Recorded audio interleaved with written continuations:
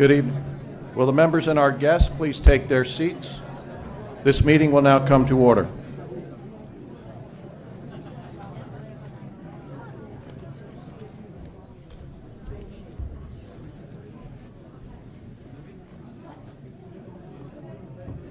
As all members have received a copy of the call for tonight's meeting, the reading of the call will be omitted. At this point, I'd like to call on Mary Harrigan to lead us in the Pledge of Allegiance. If you'd like to come over here.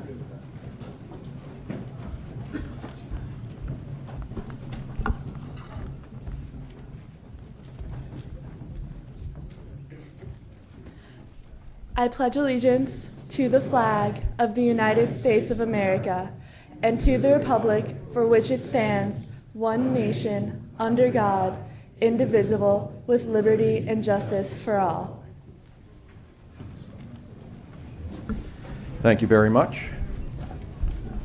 I would ask our state representative, Livy Florin, to introduce our participants in the American Legion Boys and Girls State Program. Livy Florin. Terrific. Thank you so much, Mr. Moderator. Since 1997, it has been my privilege to work with Irf Porter as co-chair of the Boys and Girls State Commission. Irf is the heart and soul of this program, as well as its head. He and I are both program alumni. Irf attended New York Boys State in 1952, and I was elected lieutenant governor of Empire Girls State a few years after that. We believe in the program, and we certainly want to see its continuing success. And there are many other members of the program, graduates, who are here tonight. David Detchen, Greg Fruman, Dean Goss, Jenny Krob, Steve Meskers, and Doug Wells, and I hope I didn't leave anyone out. Boys and Girls State has been held on college campuses all across the United States since 1934. It's sponsored by the American Legion and the Legion Auxiliary, and the program brings together student leaders who have just completed their junior year in high school. During the week-long program, the young people form their own state government, they pass legislation, and they elect constitutional officers. Now, we sent all of our delegates this year are from Greenwich High School, and the three young people that you see on the stage, in addition to being outstanding delegates, are all National Merit semifinalists, which is really nice. We're very proud of them. So wave when I call your names. Okay, the 2012 Boys and Girls State delegates are August Delaco, Jack Corrigan, Christian Fazio, Mary Harrigan, Victoria Hoffmeister, Allison Litt, Jonathan Mulrod, Grant Rudlovaki, and Chelsea Watson. So thank you so much for your continuing support.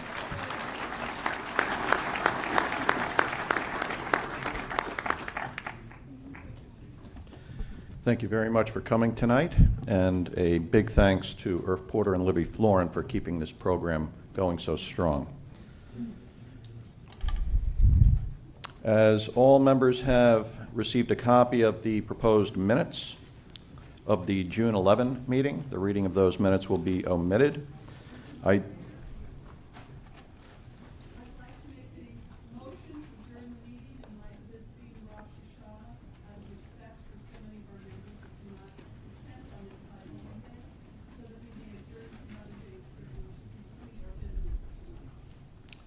Ms. Edwards, please come forward.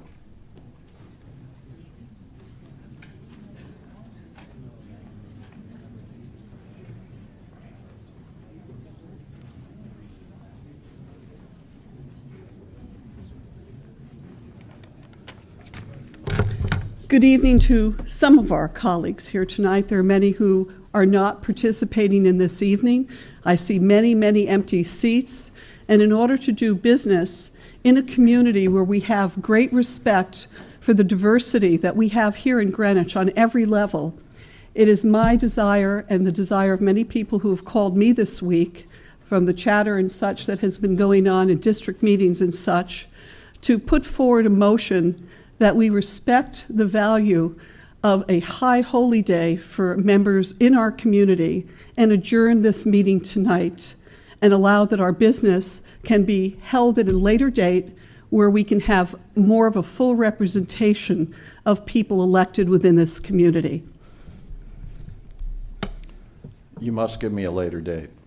I must give you a later date? Well, Suggestion? unless you are simply moving to adjourn this meeting, in which case we would then reconvene at our regular October meeting. Any suggestions? No, I'm asking that because I don't know, we have to, I think then, do we have to do another call if we adjourn for tonight? If we No. do this? Not if we adjourn to a later date. The last time we did this, it was due to a power outage in the auditorium, and we adjourned to a date later in the week.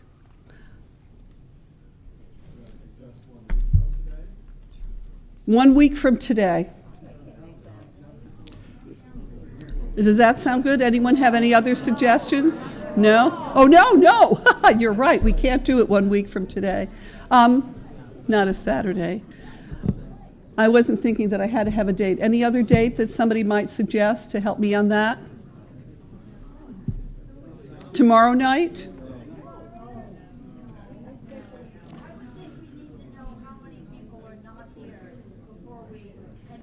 All right, excuse me. I have recognized Ms. Edwards to make a motion. Do you have a motion to give us? If not, we will proceed with our Can somebody else meeting. give me a date, please? Thursday.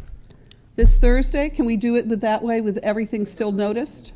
All right, well, that is your motion. We'll then have debate on it, and a majority vote will decide. And just as a comment that was given from the audience, people may say, well, how many are here? It's not an issue of how many Ms. Edwards, are. what is your motion, please? My motion is that due to the fact that we have a conflict within our community, and No, I'm not asking for debate. I'm asking for the terms of your motion. You are moving to adjourn this adjourn this meeting tonight and and to reconvene reconvene on on Thursday Thursday. this week, which is September 20. September 20th. All right, is there a second? All right, I heard a second. The motion to adjourn to a later date is debatable, and it requires a majority vote to pass. Debate on the motion to adjourn this meeting to Thursday. Ms. Edwards.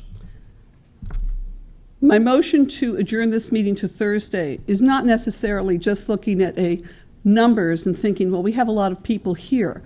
We do have a good substantial amount of people, but there are a lot of empty seats. And regardless of how many seats are not here, it is still the respect that we have to not have meetings that require representation for our entire community, which falls on days that for many of us may be a very holy day, a scriptural day, or even just a day that just does not befit people to come out when it is a celebratory day that other people in the community would have likewise their celebratory days that they would not want to have scheduled for this meeting.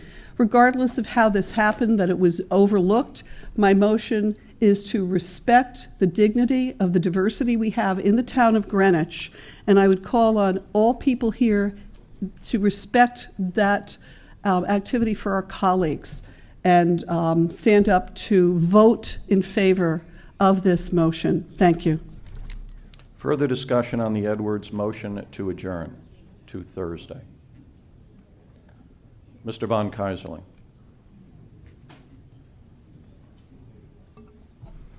Ladies and gentlemen, Happy New Year. This troubles me deeply, this whole debate and conversation, and it goes back to a heart of a problem we have in the RTM. I feel very strongly that we should recognize, and I support everything that was said by Ms. Edwards, and I'm sure we all do.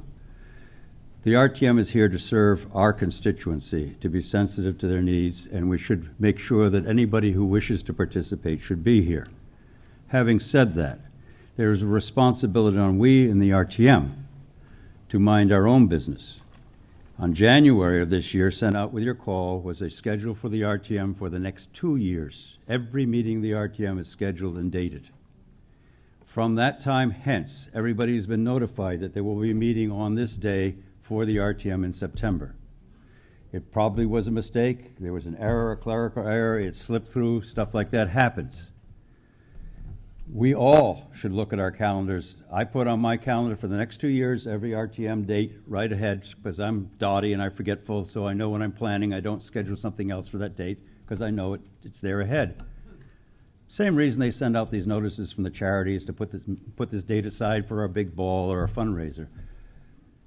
We then, in June, we close for the summer, so to speak, and we go away. My appointments committee didn't close. We were busy all the way through it. But I can tell you, coming out of the summer, I'm very, very conscious of when does the season start for the RTM. And I look in August to say, okay, when do I have to be back in the traces? We do that for our school children, when the schools start, all these various dates that are trigger dates for getting back to business after the summer. Most people would look at their calendars for the month coming ahead and say, oh, wait a minute, this date is such and such, this is a conflict. I don't have it on my calendar as a conflict because it's not an official holiday, so it wouldn't be published on necessarily my calendar as saying, like Thanksgiving or Labor Day or something else. So it wouldn't jump on my face. But if I was aware of this, then it's up to me to look after my own planning and say there is a conflict. Unfortunate, can we do something about it? To my knowledge, and I may be incorrect, but the first time this issue was raised was sometime last week, which means to me, I know it's coincidental, I can't say for sure, but it sounds to me like people got their call in the mail on Wednesday and Thursday, they open it up and they say, oh my God, it's next Monday, and that's a holiday. That's the first time a lot of the people recognize there was a conflict. By that time, you're now asking the moderator to turn the Queen Mary around. You can't turn a Queen Mary around on a dime. It's not a speedboat. It's not a private car. There are 230 people here.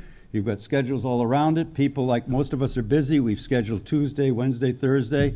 I can't do it next week. I'm not even going to be in the country, that kind of a thing, because I scheduled my life around this date to be at the RTM. That's my responsibility. I put it on you that if there's a fault, the fault was with us, and the fault was for us for not opening our packets before and doing what some people accuse the RTM of doing, is not opening the packets till the night of the RTM and sit down and say, oh, what are we going to do tonight? We all have to plan and think ahead. We have a responsibility. I think we failed that responsibility.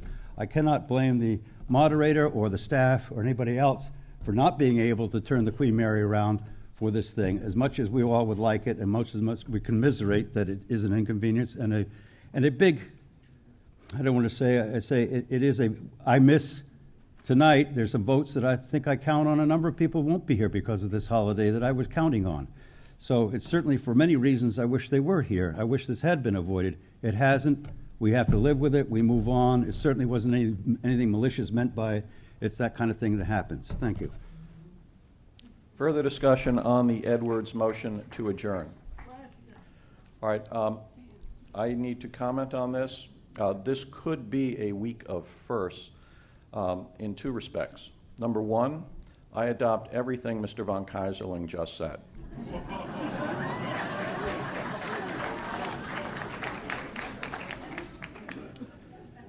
And I won't go into it further. Members in the number two, I would like to keep my record intact, my attendance record intact. I cannot be here on Thursday. The clerks cannot be here on Thursday. So I would hope that we defeat this motion to adjourn to Thursday. All right, I will take a record vote on this. Will the district chairs please mark your voting cards? Edwards' motion to adjourn meeting to Thursday, September 20, and proceed to poll your delegation. We have a quorum. A quorum is 1/3 of the RTM. We have 230 members, and 1/3 of that is 77 members. We have a quorum. So I ask that the chairs expedite the voting so that we can determine whether we will continue further with our meeting tonight.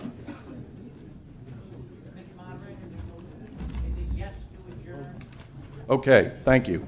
If you are in favor of adjourning this meeting tonight and reconvening on Thursday night, you should vote yes.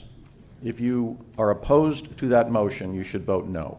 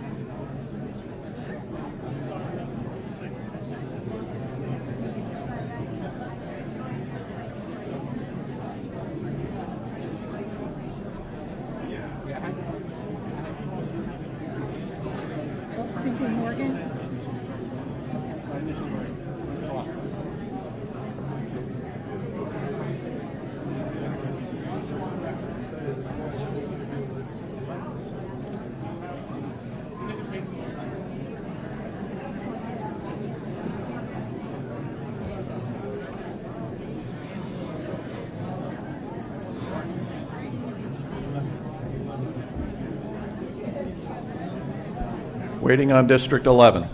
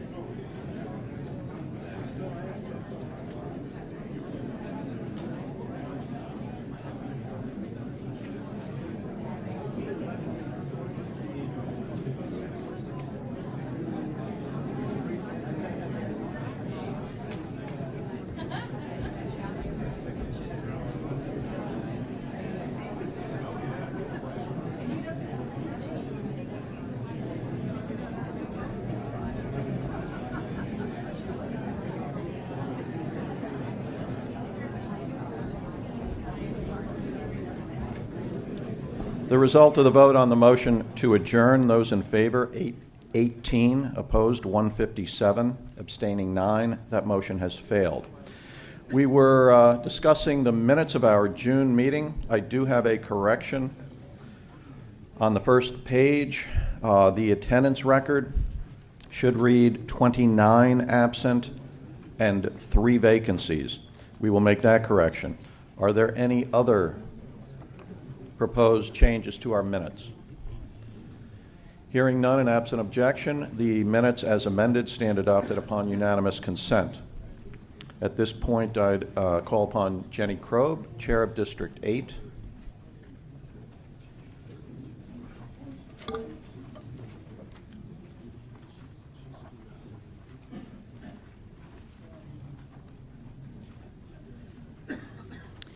Thank you, Mr. Moderator and members, for the opportunity to acknowledge Jim Boutel, who stepped down from the RTM after 25 years of service. Jim Boutel, a Greenwich native, was elected to RTM District 10 in 1987. There are at least a dozen RTM members who will remember that time. Peter Tessie and Dolly Powers were among the members of the RTM. Over the years, Jim's service included a span of assignments that developed his broad working understanding of the town. While in District 10, he served as an alternate on the Finance, Parks and Rec, Education, and Public Works committees, the delegate to Social Services, as delegate to and ultimately chair of the Appointments Committee, and vice chair of District 10. As the chair of District 10 captures it, it was interesting to watch Jim come up in District 10, grow and develop in the job, and disappointing to watch him jump ship to District 8. What do they have that we don't have? During his years in District 8, Jim was elected District Vice Chair and then District Chair. He served 3 terms on the Labor Contracts Committee and also as an alternate on the Finance and Transportation Committees. As someone who joined the district when Jim was chair, I personally appreciated his willingness to help new members understand both the substance of the RTM issues and the RTM's role in process in addressing them. I wanted to share with you some comments from our district members about Jim. Jim's long service to the town made his insights particularly relevant in any discussion. Jim had the courage to speak his mind in meetings, especially when his position was the minority one. His contributions from the floor of the RTM were cogent and unique. He was also an effective district leader. I have also always been amazed at Jim's institutional memory of past debates and issues. He can recall matters from a decade ago or longer and relate them to current issues. He could listen to the debate at an RTM meeting and within a few minutes jump up to make a point of order, march up to the lectern and deliver a speech that was more articulate and persuasive than most members could make if they had been planning it for a week. I would often think to myself, Jim must have been the debate champ of his high school. Another quote, Jim is a parliamentarian par excellence.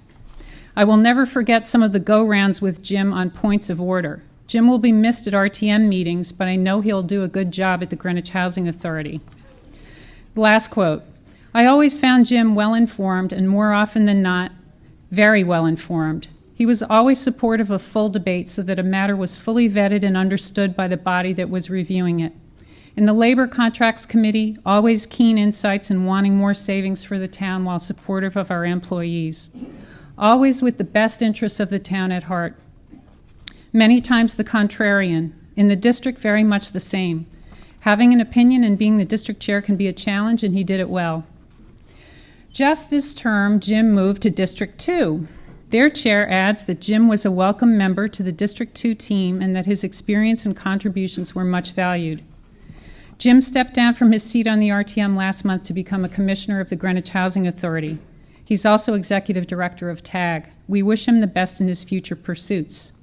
District 8 requests to have these remarks included in the minutes.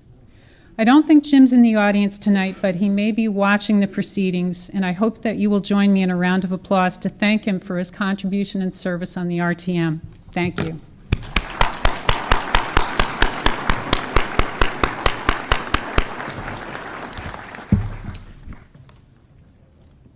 Dr. Carl Carlson, District 1.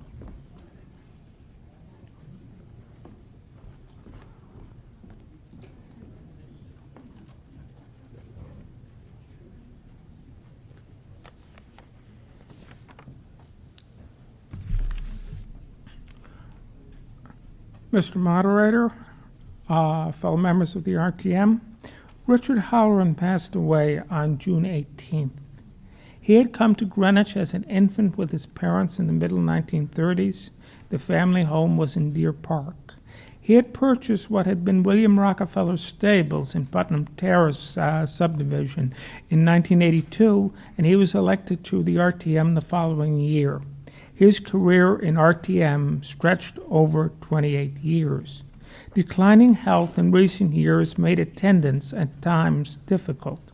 However, special chairs were brought in for him by friends so that he could attend many meetings in relative comfort. He tried to attend and participate very hard. Richard Halloran served for many years on the RTM Land Use Committee. He was a passionate advocate of preserving the town's architectural heritage. He could become emotional over saving an important structure. He had keen interest in preserving the Havemeyer building, I remember his displeasure when he discovered how the police station had deteriorated. The Town Hall Annex, the YMCA, the Byram Firehouse, and Hamilton Avenue School were all structures he fought to preserve. His view 12 years ago that the YMCA expansion plans were financially unsound was confirmed by subsequent events. His criticism of the partial demolition of Hamilton Avenue School eventually led to a fine contribution by Messrs. Tessie, Walco, and Laparco in saving the facade of the school along Hamilton Avenue. The last, perhaps, saving the finest architectural facade owned by the town of Greenwich. He had an apartment in Berlin for 40 years. Before his sickness became acute, he would go there at least once a year. In youth, he obtained a degree in brewing from the Technical University of Berlin, the first American to do so. He had been a translator for the State Department as a young man. He wanted to leave his home on Millbank Avenue a showplace for architectural restoration. He made good progress in the last 2 years, but his perfectionism had allowed him to run out of time. He was a good and generous friend to many and always meant very well. I ask that these remarks be entered into the minutes of the RTM and that an appropriate copy be sent to his family. Will the members please rise and join me in a moment of silence in memory of Richard Halloran.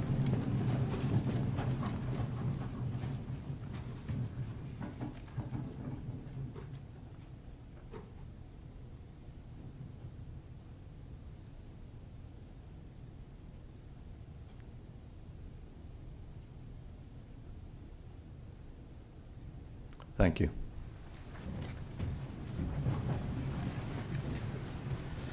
That now brings us to the call of tonight's meeting. I notified our district and committee chairs that today that I had received no suggestions regarding organizing the call into various calendars. As a result, I will not suggest that any items be placed on our consent calendar, nor that we combine any items with the exception of the Labor Contracts Committee items, which I will describe in a moment.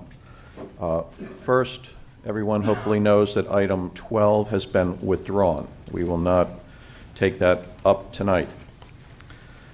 The non-Labor Contract Committee items are 1, 2, 10, 11, and 13. We will take those up separately in that order. At the conclusion, after we have disposed of those 5 items, we will then address the labor contracts issue. Hopefully we're all familiar with the issues that have been raised, and at that point I will remind you that due to the town attorney's opinion on petition candidates for labor contracts, items 14 through 16 I would not be able to accept them as being in legal order. I will offer an opportunity and I will call on Mr. Fox, our town attorney, to explain his opinion. Members have indicated an intention to appeal that opinion under our rules to our Legislative and Rules Committee, and we will then proceed from that point. So first, we will begin with the non-labor contracts committee items, that being item number 1, which I believe was postponed from our June meeting. So it is now before us. This is the appointment of Brian Harris to be a regular member of the Inland Wetlands and Watercourses One-Word Agency for a term expiring March 31, 2016. May we have the reports of the committees that considered this? Mr. Von Keyserling, Chair of our Appointments Committee. See if I can get a bigger shield in front here. Thank you, ladies and gentlemen. Welcome back for the summer. The Appointments Committee met last week ago Thursday, interviewed Mr. Harris. As you recall, this is a holdover from the June meeting when we could not interview him. We interviewed him. We were quite satisfied with his credentials, and One of the other members of Inland Wetlands was there to speak in his favor as well, spoke highly of them. We voted 12-0-0. This, by the way, is moving from an alternate to a regular member, so there's promotion for him. Peter Berg, Chairman of our Land Use Committee. Evening, Mr. Moderator, fellow members. So the Land Use Committee interviewed Brian Harris back on May 31st, before the summer. Mr. Brian Harris is an architect with Perkins and Will. We had a interesting discussion with him. He has an expansive knowledge of wetlands issues in the town. One of the items we discussed were his concern about budget reductions for expert witnesses, which has placed a burden on the Inland Wetlands Agency to provide backup to defend its decisions. And he would like to encourage more wetlands education outreach to the community. We found Brian Harris to be knowledgeable, articulate, and impressive candidate. Our vote on Mr. Harris was 12-0-0. Thank you. Discussion on item 1. Will the district chairs please mark your voting cards, item number 1, and proceed to poll your delegation. Item number 2 now comes before us.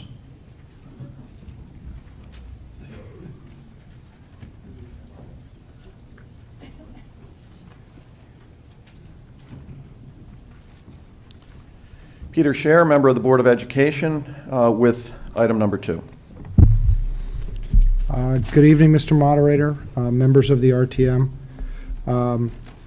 The Greenwich Board of Education, with the assistance and guidance of the RTM and the Board of Estimate and Taxation, as well as members of Labor Relations at the Town of Greenwich, with their help and guidance, we have successfully negotiated a collective bargaining agreement to start next July and run for 3 years between the board and the Greenwich Organization of School Administrators.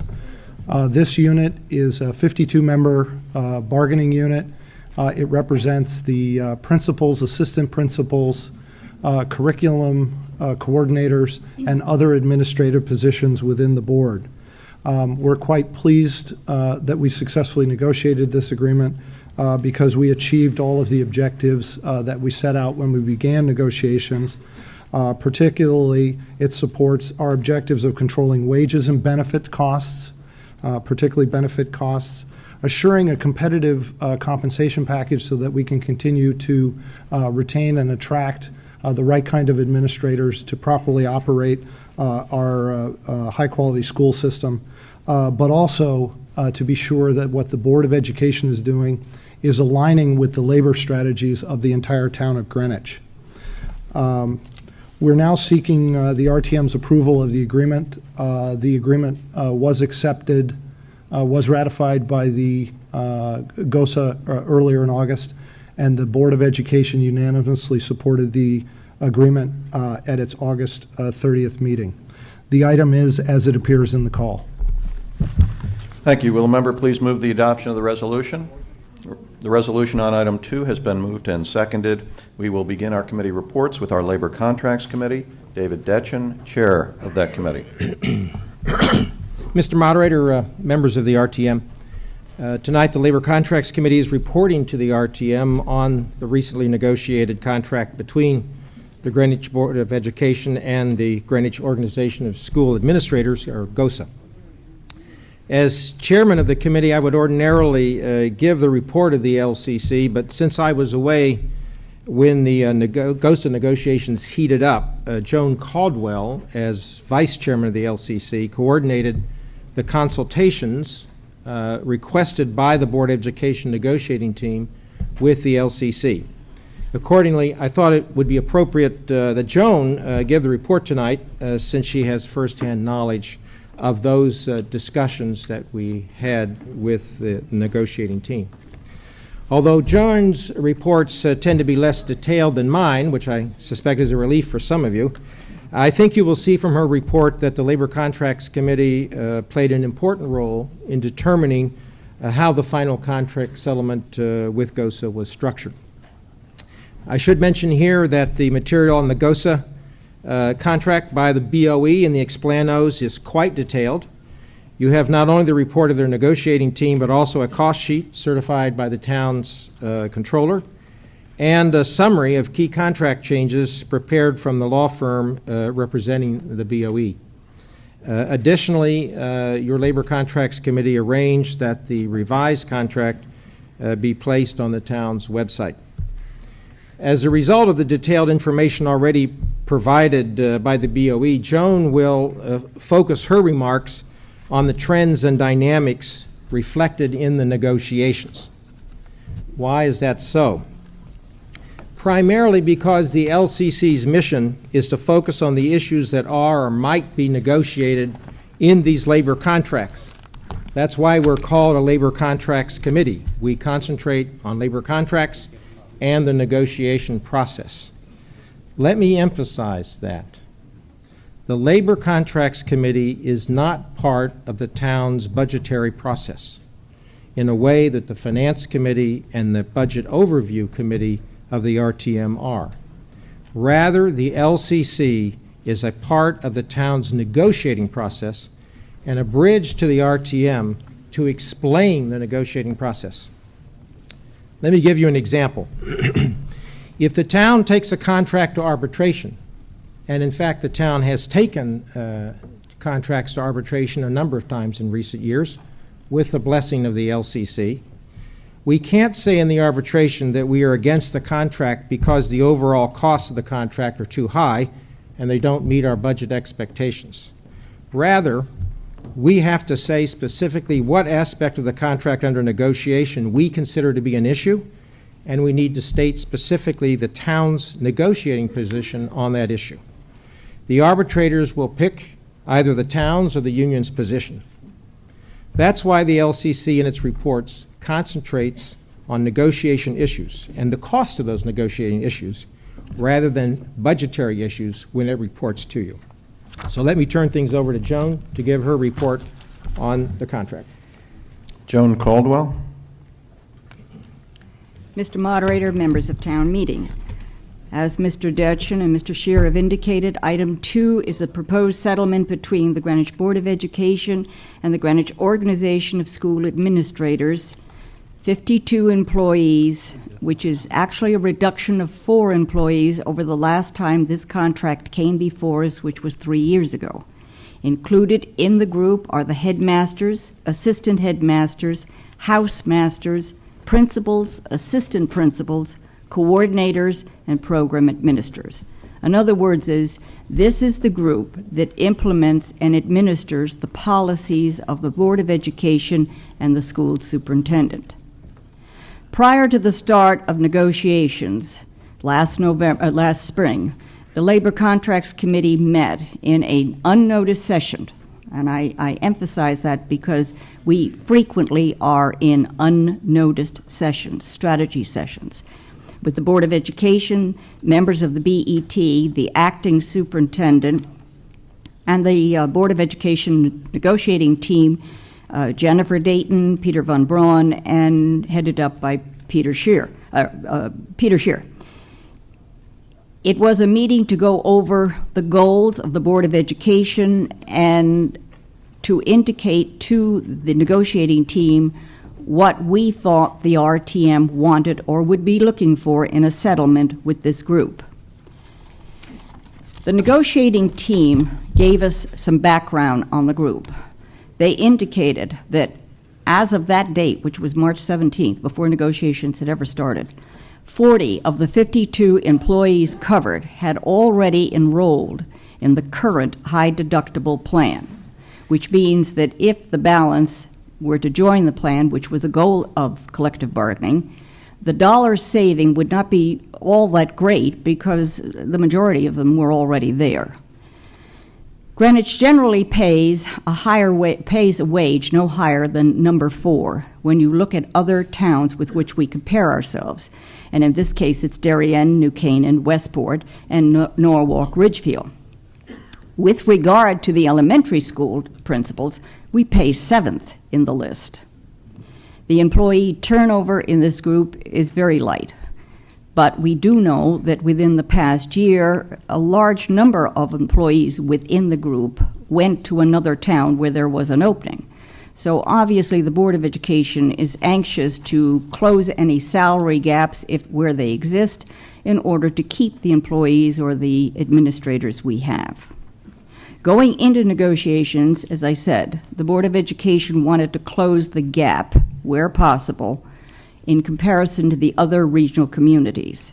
But, on the other hand, they wanted to keep the general wage increase reasonable, and they set a limit for themselves of no higher than 3. 3 kind of made our eyes water. The Labor Contracts Committee said that its understanding of what the RTM was looking for was a wage freeze. This was one group of employees that had not given us one in the past 2 or 3 years as a result of the stock market debacle of 2008.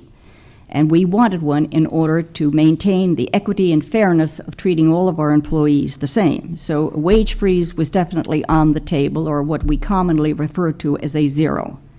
We also felt that in order to preserve pattern negotiations throughout the town, we needed to get the health savings account. And last but not least, we wanted a general wage increase which was comparable to that which we had given the teachers a year and a half, 2 years ago, and which was comparable with what we're paying with other groups in town.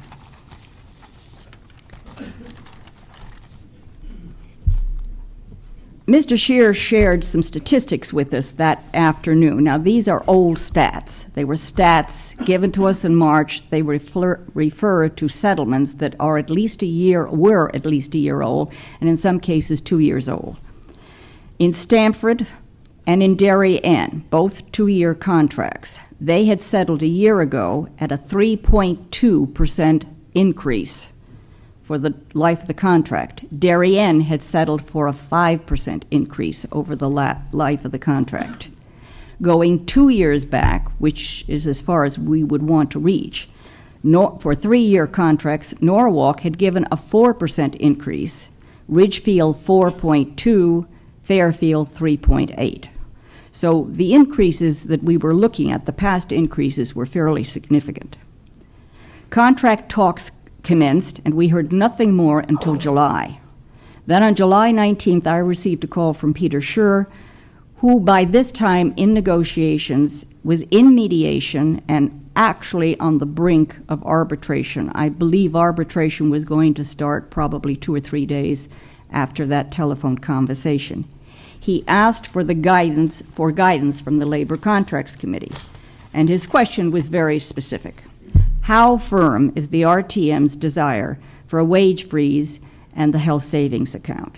My answer was very firm. Well, he said that could be quite costly. He said probably 3 to 5% in a general wage increase. And my answer back was, ow. Can we split it? Can we find a way to come up with the new money and not blow the the GWI percentage out of the water? What I was thinking of, to be quite frank, was the Teamsters contract which you had passed in June. In that contract, if you will recall, the wage increase in the first year was split. We gave money at the start of the year, and then 6 months later we added more. The combination of the two was the total new money package that the employees that we knew we'd have to put on the table in order to win settlement.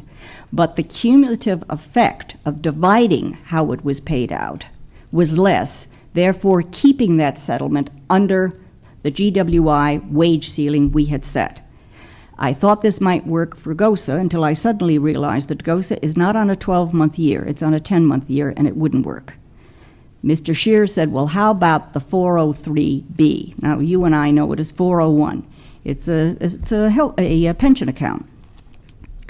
I said I thought that might work, but that was only my thought, and I would go back to all of the members of the committee, which I did by telephone.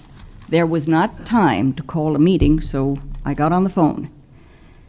Mr. Burns, a member of our committee, said he had no problem with that if it presented no problems to Mr. Kava on the town side of the negotiations. Mr. Kava said it presented no problems for him. Mr. Wasik said the only problem is that the cost of setting up a 403B is very great, and the cost of administering is great. I checked and found out that the state of Connecticut had already set the program up, or the plan up, and was administering it, so we had no cost. Mr. Warner thought that it was a good offset to a high GWI. Mrs.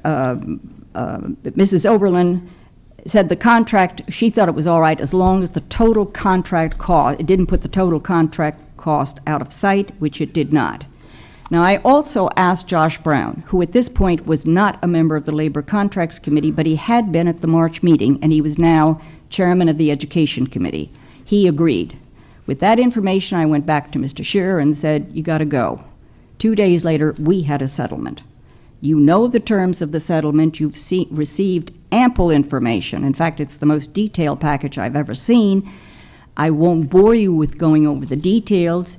We reached the new money by putting money in the general wage of 2.5% and a lump sum into the 403B.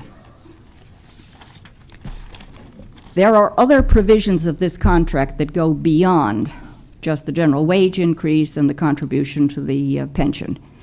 They're outlined in detail in the information that you received. For me to go over it tonight is taking up unnecessary time, and I can't do nearly the job that the Board of Education did. They are spelled out in detail. You have a detailed cost sheet, which has been certified by the town controller, and which I'm sure the Finance Committee will have some comment on. I would note that we did increase the total pool of development grant money by another $15,000. The $30,000 in total is not per employee, it is a pool. It's for everyone, first come, first serve. There is also, in addition to the information that you received, there is the knowledge that this settlement puts the town, or should put the town, nicely in a position for the next set of contract talks. The BOE is ready and positioned to start when they have to next spring. The town, with regard to insurance, is positioned well to continue pushing for insurance savings with other unions. And in short, the Labor Contracts Committee feels that the Board of Education negotiating team was extremely successful in reaching all of the goals it set for itself and we set for them. And that the total cost of this contract at 2% is less than the total contract for the teachers 2 years ago. And we recommend you support it by a vote of 4 in favor, none opposed. Thank you. Josh Brown, Chair of our Education Committee. Mr. Moderator, fellow members and guests, the Education Committee met last Monday with 11 districts present and voting. District 1 was absent. The vote was 11-0-0. We had Mr. Scheer and Ms. Dayton from the Negotiations Committee, Leslie Moriarty, the Chairman of the Board of Ed, Nancy Kale, also from the Board of Ed, David Detchen from the Labor Contracts Committee, and Al Cava, the town's labor relations negotiator. I'm not going to go over what's already been reported as well as what's already available to you in the explanatory comments. We found that information very thorough, very helpful. Again, our vote was 11 in favor, none opposed, none abstaining. Thank you. Gordon Ennis, Chair of our Finance Committee.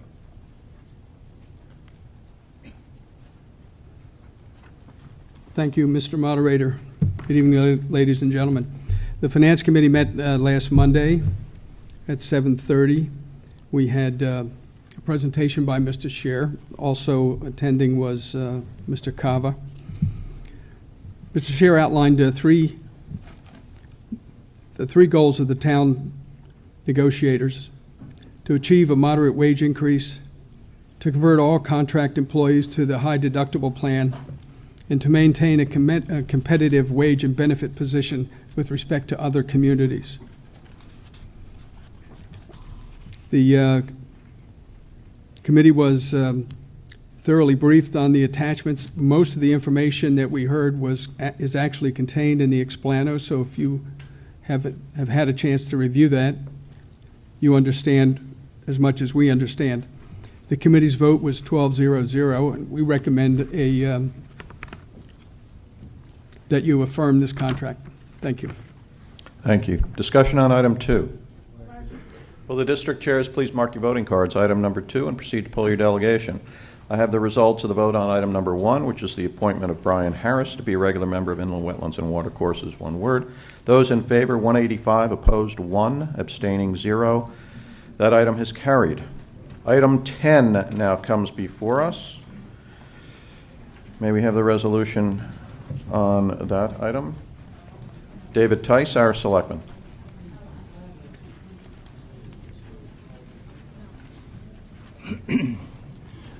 Good evening, Mr. Moderator, ladies and gentlemen of the RTM. It's good to be back with all of you again. Be it resolved that the following named person nominated by the Board of Selectmen be appointed as an alternate member of the Historic District Commission for a term expiring 3/31/17, Marie V. Williams. Thank you. Will the member please move the adoption of the resolution? Resolution on item 10 has been moved and seconded. Peter Berg, Chair of our Land Use Committee. Good evening again. The Land Use Committee interviewed Marie Williams last Monday night. She's being nominated as an alternate to the Historic District Commission. The former chair recently resigned, so there was some shifting, and as a result, there's an opening for an alternate. Marie Williams has great interest in historic preservation in town. It stems from her involvement with the Greenwich Historical Society and also the Greenwich Land Trust. She has been involved in reviving St. Bede's Chapel, which is on Carmel Academy site, which I guess is Rosemary Hall, for a performing arts center. She's attended 3 meetings of the Historic District Commission. Our vote on Marie Williams was 11-0. District 1 was not present at that time of the meeting. Thank you. Mr. Von Keyserling with the report of our Appointments Committee. Thank you, Mr. Moderator. Just to let you know that your Appointments Committee can be ahead of the curve. We met with Marie Williams on June the 5th. We voted for 12-0-0 for all the wonderful reasons that were expressed by my colleague in Land Use. Thank you. Discussion on item 10. Will the district chairs please mark your voting cards, item number 10, and proceed to poll your delegation. Item number 11 now comes before us. May we have the resolution on that item? Mr. Tice, do you have that?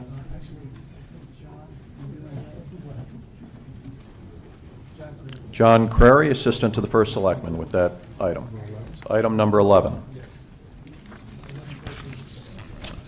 Mr. Moderator, members of the RTM, resolved that the RTM reaffirms the 10-year renewal of the lease of the Contemporary House, 101 Orchard Street, Cos Cob at the Pomerantz property to Ablis Inc. for a term ending September 30th, 2022. I did mean to say Town Administrator.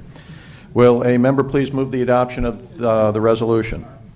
The resolution on item 11 has been moved and seconded. Which committee report shall we take up first? Doug Wells, Chair of our Legislative and Rules Committee. Mr. Moderator, ladies and gentlemen, the Legislative and Rules Committee took up item 11 on September 10 with all districts attending and voting. Attorney Thomas Hegney appeared on behalf of Ableist and provided the committee with a summary of the history of the organization's tenancy at 101 Orchard Street, formerly known as the Pomerantz property. We were also joined by the 6 residents of the home. The original 10-year lease with ARC, which was signed in 2002 and provided for a 10-year term and scheduled to terminate last month, August 2012, provided that the tenant had the right to renew the lease for an additional 10-year term. Ableist timely notified the town of its intention to renew, and the town therefore has negotiated a new 10-year term, subject to our approval, which will end at the end of September 2022. The additional month was provided so that the RTM will have the opportunity to consider a further renewal of the lease prior to this lease's expiration. There are 3 changes to the new lease that should be highlighted. 1, the current lease does not give Ableist an unconditional right to review. Secondly, both the town and Ableist may terminate this lease without cause upon 120 days' notice. And there is an additional liability coverage that is required under this new lease. Although the certificate of insurance was not included in the explanatory documents, we were assured by Attorney Fox, who was with us in our meeting, that the certificate of insurance referred to in the lease provides for greater insurance coverage for the town than its standard provisions. There was some discussion about whether an alternative use for the house could provide the town with a greater benefit.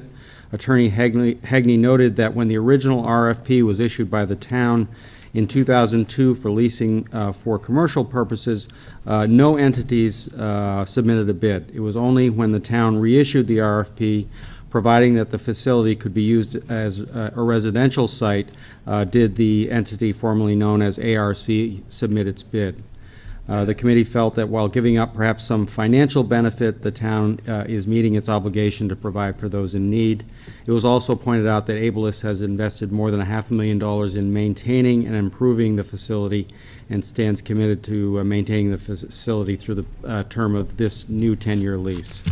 Our vote as to legal order was 12-0-0. Thank you. Gordon Ennis with the Finance Committee report. Thank you, Mr. Chairman. Ladies and gentlemen, the committee voted 12-0-0 to approve this lease, and we recommend that you affirm the 10-year renewal. There's some things I want to point out about it. If you looked at the package in the explanos, you'll notice that we had a substantial change in the way this lease was presented compared to leases presented to the RTM in the past. Specifically, we had available anyway, copies of the new and expiring lease. We had a lease abstract so you could review the terms of the lease in a basic outline form. We had a statement by Ableist about the community benefit, the public benefit as a result of their occupancy.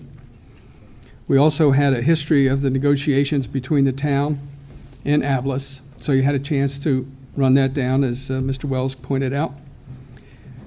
The improvements to Contemporary House, according to the numbers we received, were $600,000 expended in capital improvements and approximately an additional $200,000 expended in major maintenance activities.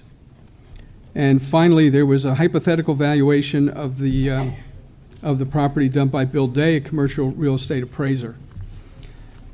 I think the town ought to be applauded for its effort to comply with the SOMR that the RTM passed last spring. It's a good faith effort, and while they have until December to comply with the whole thing, I think they've made a good start, and if we continue down this road, we're going to be able to make good decisions about these leases. I want to point out, too, one last thing. There was some discussion in the committee about whether or not it is reasonable anymore for the town to offer properties at $1 a year. There wasn't a motion on that activity, but there is some concern that that may no longer be appropriate. We will wait, however, until the town develops its policy with respect to these properties. But all in all, this is a good tenant, and this is a good deal for both the residents there and for the town. Thank you. Karen Sadekhan, Chair of our Parks and Recreation Committee. Good evening, Mr. Moderator and fellow members. We met on Tuesday night. Districts 5, 11, and 12 were not present. Ableist was represented by their counsel, as you heard, Tom Hagney. A lot of the facts have already been presented, so I don't think I'm going to go over too many of them. He gave the presentation. We understood the negotiation of the lease, the history of it. One of the main changes, of course, is the name and the new lease, which Doug pointed out the other things. They also made a point of noting that Ableist spends $15,000 to $20,000 a year on capital improvements, one such case being the boiler in the building. Committee member David Detchen commented on the legal format of the lease. He felt there was a poor quality in the draftsmanship, with specific reference to the inconsistencies on page 4 regarding the effect to the town and to Ableist on the termination or expiration of the lease. There were no other comments by the committee. It was a short session, and we voted 9-0-0. Thank you. Discussion on item 11. Will the district chairs please mark your voting cards, item 11, and proceed to poll your delegation. I have the result of the vote on item 2. That was the GOSA contract. Those in favor, 177. Opposed, 7. Abstaining, 2. That item is carried. I also have the result of the vote on item 10, the appointment of Marie Williams to be an alternate member of the Historic District Commission. Those in favor, 185. Opposed, 0. Abstaining, 0. That item has carried. All right, the last of the non-labor contracts committee items now comes before us. This is item number 11. May we have the resolution on that item? 13. I'm sorry, I was looking. Item 13. John Crary, our town administrator. Mr. Moderator, resolved that the RTM approves the equal land exchange between the town of Greenwich and Putman 600 Acquisition LLC of property at 600 West Putman Avenue in Holly Hill Lane. Thank you. Will the member please move the adoption of the resolution? The resolution on item 13 has been moved and seconded. Peter Berg with our Land Use Committee report. And good evening once again. The Land Use Committee met on this item last Monday night. We had with us Amy Siebert, who's our Commissioner of Public Works, Katie Blankley, who is the Assistant Town Planner, and Chris Bristol, the attorney for the owner of the land at 600 West Putnam Avenue. 600 West Putnam Avenue is a through lot. It goes from West Putnam Avenue through to Holly Hill Lane. It has an office building on it and parking. In this proposed exchange, the town would acquire 2 small parcels of land that's owned by 600 West Putnam Avenue that are along and under Holly Hill Lane, and the town would get. 600 West Putnam would get a triangle of land that's effectively under their parking lot. This proposed exchange of land was previously approved by the Planning and Zoning Commission as part of an MI, a municipal improvement, in 2004. At that time, there was a proposal for development that never proceeded. Our discussion on Monday night focused primarily on whether this equal land exchange was in fact an equal value exchange. Both Ms. Siebert and Mr. Bristol noted that the exchange would reflect the current functional uses of these parcels. As a result of the exchange, 600 West Putnam would be able to add 2 parking spaces and would improve the traffic flow in its parking lot. Currently, vehicles need to exit and re-enter on Holly Hill to use the opposite ends of this parking lot. As part of the agreement, 600 West Putnam would install a sidewalk and granite curbing not only along their own property, but over the adjacent property, and then connecting to the next property, which is where the new CVS is located. The town would also benefit from improved traffic flow on Holly Hill, fewer curb cuts, and no longer having any liability for the land that's used by 600 West Putnam. So, it should be noted that neither the Planning and Zoning Commission nor Public Works was expressing any opinion about the relative value of these parcels of land, simply that the exchange made sense. We did have an opinion from the town tax assessor, which was in your explanos, expressing her opinion that they were of equal value. Our vote on this item was 11-1. District 7 voted against the exchange for 3 reasons. One, He felt the build-out of impervious surfaces needs to be more actively managed. 2, the proposed plan for the lot does not include measures to address flooding issues in the Holly Hill area. And 3, the lack of appraised values. So once again, our vote on this was 11-1. Thank you. Mr. Ennis with the Finance Committee report. Thank you, Mr. Moderator, ladies and gentlemen.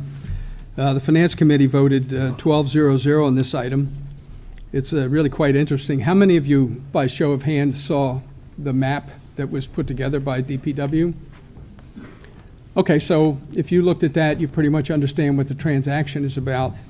It's certainly going to improve sight lines there, and one advantage is the developers are going to extend the sidewalk so it crosses in front of the entire property and connects with the existing sidewalk, so that's a good thing. We encourage you to vote in favor of this item. Thanks. Thank you. And Mr. DeChapel with the Public Works Committee report. Public Works voted 10-0-0, District 11, and 1 absent. It was a no-brainer. We spent maybe 5-10 minutes on that subject. We had Amy Siebert explaining it to us, and then we spent the rest of our time talking about far more interesting things. Doug Wells with our Legislative and Rules report. Mr. Moderator, before I give the report, I do want to correct one thing that was said earlier. For the record, Livy Florin mentioned that I was a member of Boys State. I was never a member of Boys State. I'd like to have it on my resume, but Okay. When I was a teenager, I was more concerned about being matriculated to a juvenile detention center than Boys State. You are a Red Sox fan, right? It's another personality flaw, I understand. The RTM is being asked to approve of an exchange of lots of land at the intersection of West Putnam Avenue and Holly Hill Lane.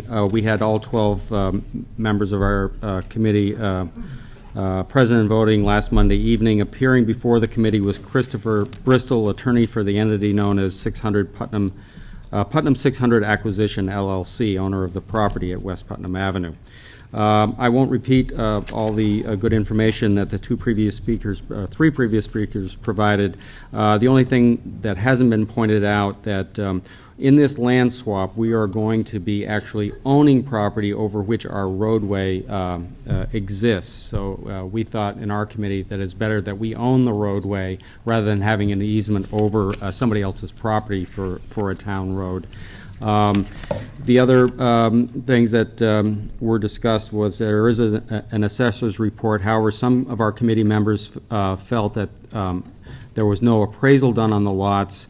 Another committee member was concerned that we did not have a DPW report available concerning whether this land swap would result in any additional traffic issues.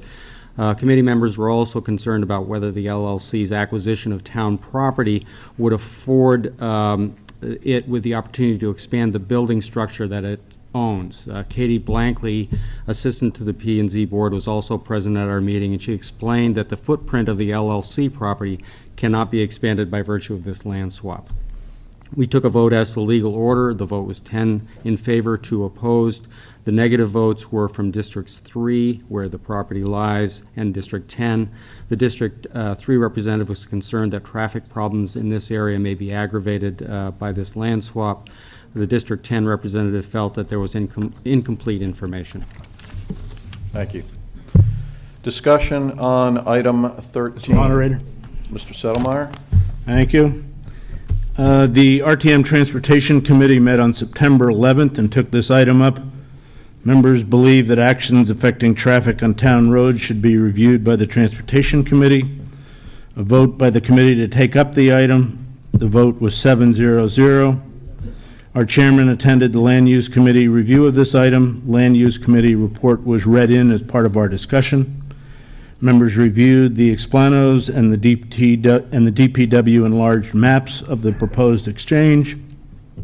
One member suggested that an appraisal reflecting values would have been helpful, but a majority were willing to accept the opinions of the town assessor. Other opinions reflected that pedestrian safety will improve as a result of the sidewalks. new sidewalks. Vote on the item was 9-0-0. While the committee vote was favorable, the committee requests that DPW check the current location of the sidewalks on Holly Hill under construction in front of 600 West Putnam, as the sidewalks appear to infringe on the 24-foot width of the roadway. Thank you. Thank you. Discussion on item 13. Peter Quigley, District 7.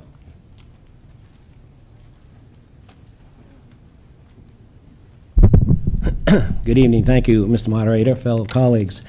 I seem to be a lone vote here on the RTM Land Use Committee. I voted no from District 7, and I ask your consideration tonight, if nothing else, to maybe be a little more informed. There appears no assessed dollar value of this deal. It really is not a deal. Apparently, the town needs to establish some kind of a protocol in order to assess the dollar value of the land deal swaps like this. The developer suggests they would not pay anything for the parking spaces, the right of access, and the right of way. They would pay nothing for it. The town does not seem to have monetarily assessed the land use value of the swap. 1. 2, there's a small issue of infrastructure repair, storm drain infrastructure repair down in that Holly Hill area that's pretty serious. There does not appear to be a town plan outlined in the swap to address and fix the storm drain infrastructure recommendations made by the $1.5 million study of CDM in the Toms Brook flood area that floods into the dump and comes out on the other side onto the polluting areas of Byram Beach.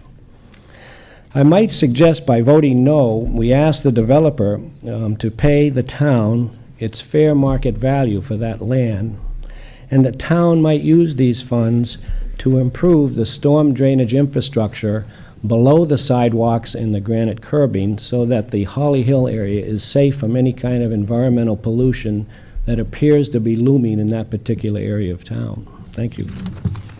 Thank you. Further discussion on item 13. Will the district chairs please mark your voting cards, item 13, and proceed to poll your delegation. I have the results of the vote on item 11, which is the lease to Abilis. Those in favor, 183, opposed 0, abstaining 1. That item has carried. All right, that now brings us to the Labor Contracts Committee issue. As I have informed all district and committee chairs, and I hope that memo was forwarded, our town attorney has given us an opinion that the only way under our rules for nominees to come before us for the Labor Contracts Committee is that they be nominated, did I say appointments? For Labor Contracts Committee is to be nominated by our Appointments Committee. So at this time, and that would put items 14 through 16, would make them not in legal order. This time I'll invite our town attorney, Wayne Fox, to explain his opinion on this issue.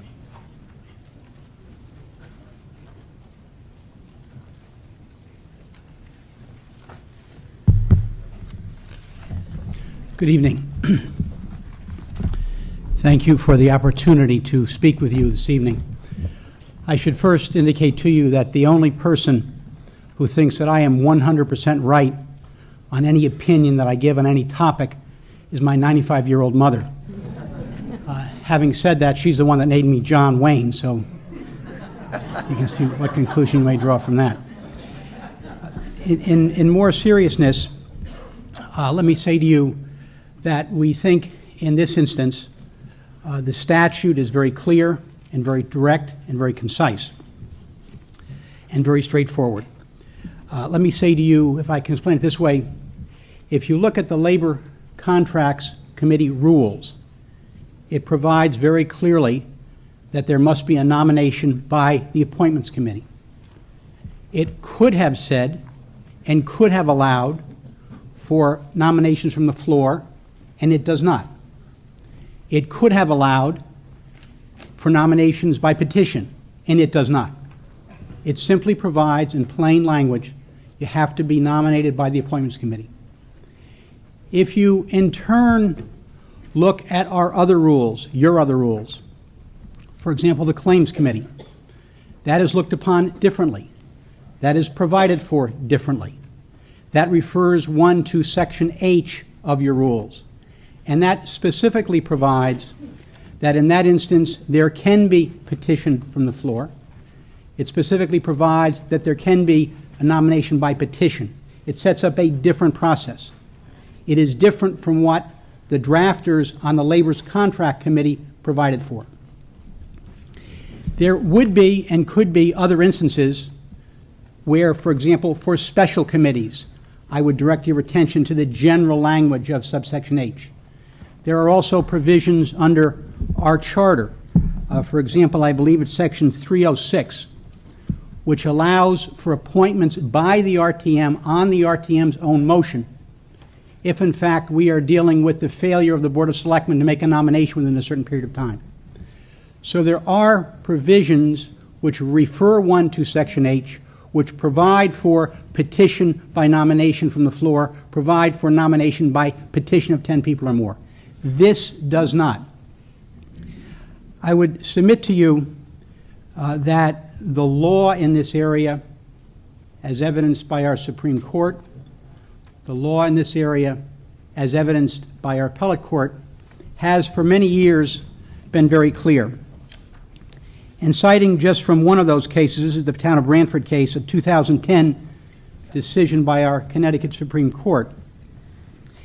The court said, and Justice McLaughlin in his opinion said, we must be mindful that specific terms in a statute covering a given subject matter will prevail over the more general language of the same or another statute that otherwise might be controlling.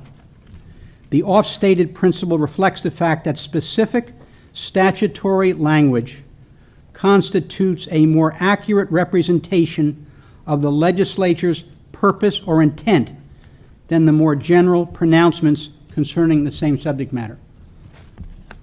Consequently, I would submit to you that there is no provision in the section dealing with the Labor Contracts Committee that allows for nominations from the floor or by petition. It's not vague, it's very clear, it's very unambiguous, and I would respectfully submit to you that because of that, one is bound to follow that directive. Thank you. Thank you. Is there a motion to take an appeal? I had been contacted. I will offer that opportunity. Hearing none. There is a motion to refer, which both districts 8 and 9 have adopted, so I will call upon those districts to present their motion.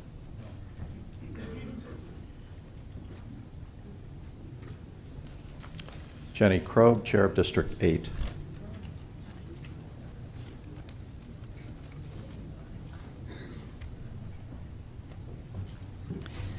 District 8 moves the adoption of the following resolution. Resolved that items 3 through 9 on the September 2012 call be referred to the Appointments Committee, and that the Appointments Committee shall conduct individual interviews of each candidate named in items 3 through 9, and each individual named in items 14 through 16 on the September 2012 call, and that during the selection process, the Appointments Committee shall consider qualifications to include, without limitation, a commitment to approving LCC reporting to the RTM and LCC compliance with FOI, and that the Appointments Committee shall report its process, findings by candidate, and nominations by individual candidate at the December 2012 RTM meeting. Our vote on this motion was 15-4-1. At the appropriate time, I would like to offer explanation of this motion. All right. Ms. Fruman, Chair of District 9.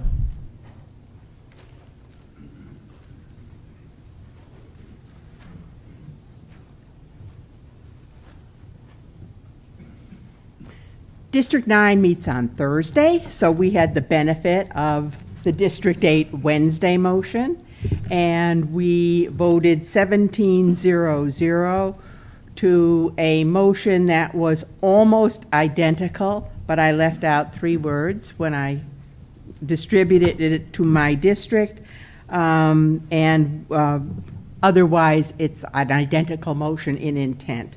Do I need to go in and do it any further? All right, thank you.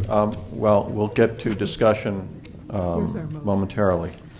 That motion to refer items 3 through 9 to the Appointments Committee, having been made on behalf of 2 of our districts, does not require a second and is now before us. Discussion on the motion to refer. Jenny Crow. Underlying the district's support for this motion was a desire to see a fair, open, and transparent committee selection process which is responsive to the needs of the RTM. Different members had different reasons, but they generally fall into 3 categories. The first, process. It does not appear that the Appointments Committee process included consideration of the specific concerns raised by the RTM. The District 8 motion identifies those specific concerns. The Appointments Committee renominated 3 candidates who had declined in writing to be nominated, while RTM petition candidates were denied interviews. Number 2, the needs of the RTM and committee function. As defined in the rules, the function of the Labor Contracts Committee is to examine and analyze the contracts and to advise the RTM as to the desirability of ratifying the contracts. The Labor Contracts Committee also reviews personnel policy and compensation practices. The RTM relies on the Labor Contracts Committee for a critical and comprehensive analysis of the contractual spending which drives the operating budget. The recently released BET guidelines make it clear that this will be an area of heightened focus for the BET. I will read very brief excerpts of the BET budget guidelines. A, labor and associated fringe benefit costs are the single largest contributor to the expansion of the town's operating budget. The average increase in both GWI and STEPS is simply too high a rate of increase given current market conditions. The town needs to do more sooner to lower the cost of labor and demonstrate a strategic, disciplined approach to improving productivity. Another guideline, pension contributions. Something has to change. A number of choices need to be put on the table. Under Section 212 of the town charter, the RTM can terminate the plan. Guideline C, health care. The town's current medical health care benefits are classified as Cadillac plans. Unless this changes, the town will face significantly higher tax penalties in coming years. At present, it's estimated the town will face a tax penalty of approximately $12 million per year starting in calendar 2018. This is a cost that can be avoided if we have the willingness to do so. Numerous requests, suggestions, and instructions by the BET have been repeated year in and year out to no effect. In some circumstances, the only means of effecting change is simply to reduce the availability of funding. This is from the BET guidelines. These guidelines offer a clear signal that the upcoming contract renewals will not be business as usual. The RTM's role in contract approval is highly constrained. Nevertheless, it's helpful and useful for the RTM to understand the views of the Labor Contracts Committee members on the scope and timing of the analyses and reporting they will prepare to inform the votes that we do have. The third concern by our members was representation. This would be the 4th consecutive term in which the 5-member Labor Contracts Committee has a majority of 3 members from a single district. This is unprecedented in the previous history of the 40-year-old committee. In fairness, I want to report on our no votes. The 4 no votes included a former member of the Labor Contracts Committee and a prospective LCC alternate. Those voting no felt that the vote should go forward. Some comments? The Appointments Committee already had 2 times to consider this, including the petition candidates. How many times do we have to do this? The resolution is poorly worded and presumptive. We should move forward with the nominees that Appointments has presented. Rely on the reports of the committees, rely on the wisdom of the RTM to vote based on the information they have and as presented at the RTM meeting tonight. If members of the RTM are dissatisfied with the candidates presented, they have the opportunity to vote against them. We can move forward with interviews of other candidates. The new resolution is an unnecessary second bite at the apple. The member abstaining felt that this is the work of the Appointments Committee. If it's not resolved at the committee level, the moderator should decide how best to ensure that the work of the committee is fulfilling its obligations. Again, our overall district vote was 15 in favor, 4 opposed, 1 abstention. We ask your support for the District 8 motion. Thank you. Further discussion on the motion to refer. Michael Wutzik, District 11.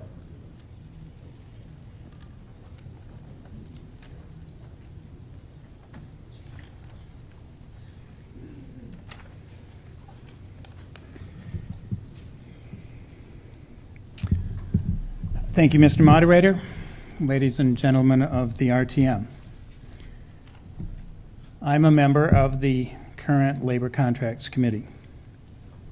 When I was elected to that committee in 2010, my understanding of its mission was to inject into the town's and the Board of Education's labor negotiations a strong sense of the priorities of the RTM. The idea being that it made sense for the RTM to influence the negotiating process at the beginning rather than only at the end, after a bargain had been struck. In my 2.5 years or so on the LCC, that is how the committee has operated. The current LCC, including its alternate members, has had the benefit of a remarkable collection of talent.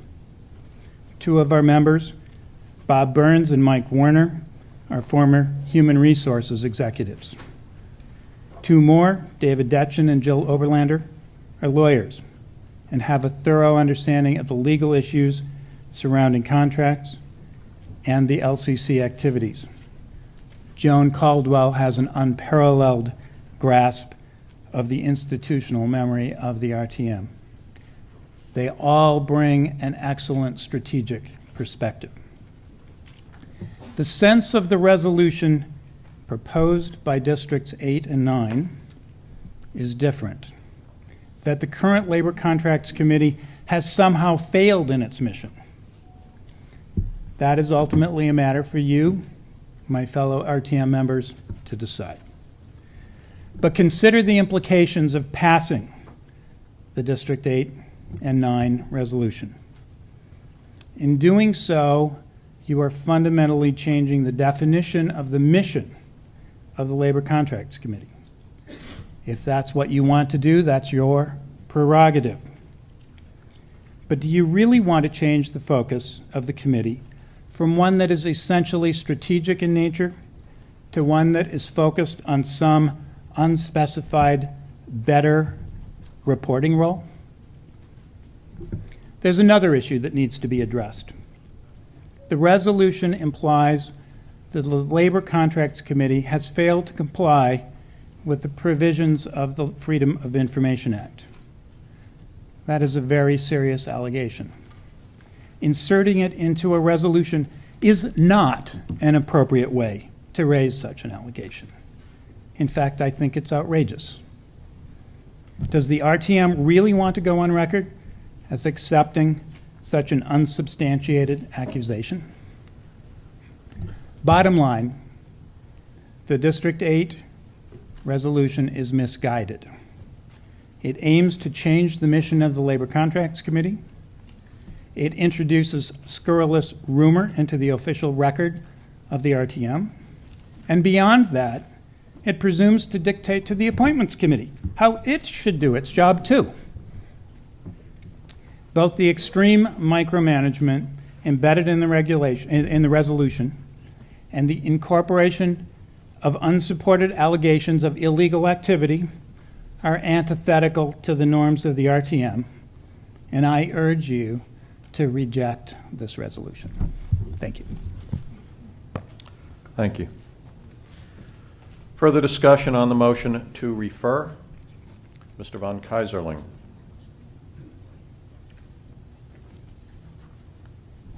Mr. Moderator, I'm rising to ask a question of you, not one way or the other about whether one should pass or reject this this item. It says in there that the appointments committee, just so that I understand what's being asked of my committee, because there's confusion in what the June meeting asked and what we ended up with. It shall consider qualifications to include, without limitation, a commitment to improving LCC reporting to the RTM and LCC compliance with FOI. Is that part of the motion? And is that guiding to the appointments committee? That is contained in the motion, yes. And so I'm sorry. What impact that would have on members of the appointments committee, should this motion be adopted, would be up to those members. But that would be considered guidance or the wish of the RTM if it's adopted? It is what it is. Thank you. Yes, sir. Yes, you may. Thank you. Thank you for your courtesies. My name is Bernard Schneider. I'm a member of District 12, relatively new to the RTM. I hear what you hear. It's kind of personalities begin to intrude. I have a simple question, though. Wouldn't it be easier to amend the rules of this body to provide for petition candidates to this committee? My understanding is that for reasons unclear and perhaps just something that happened, this is unique among all committees. If we amend the rules to provide for petition candidates, then we effectively avoid what is likely to be an additional scenario before the appointments committee, and we're likely to revisit it again at our next meeting in much the same posture as it is today. So if somebody could explain to me why we can simply not avoid it, have a simple solution, and simply amend the rules to allow for petition candidates, which is essentially every other committee or the RTM has. Thank you. Well, I will respond to that, Mr. Schneider. That is one solution. Another, which I think is probably simpler, if the intent is to get additional candidates, we've heard both in the report from District 8 and Mr. Wotzik, the simplest solution is to vote tonight and defeat any of the nominees, and then you'll get additional candidates. Further discussion on the motion to refer. Dr. Carlson, District 1.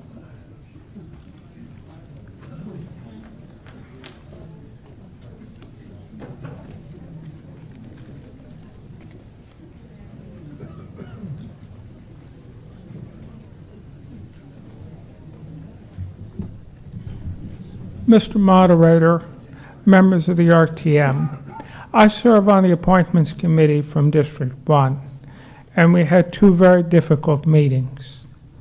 I'd like to speak on rejecting the motion put forward by District 8 tonight, and I would like to ask you to please take an up or down vote on the candidates that the Appointments Committee has nominated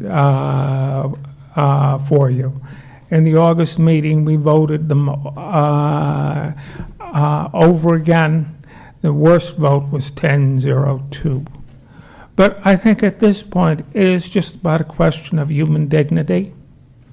The people who are nominated in the spring are every bit as human as you or I am.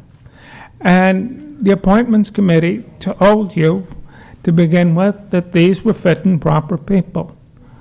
Whether you think that is so tonight is another question.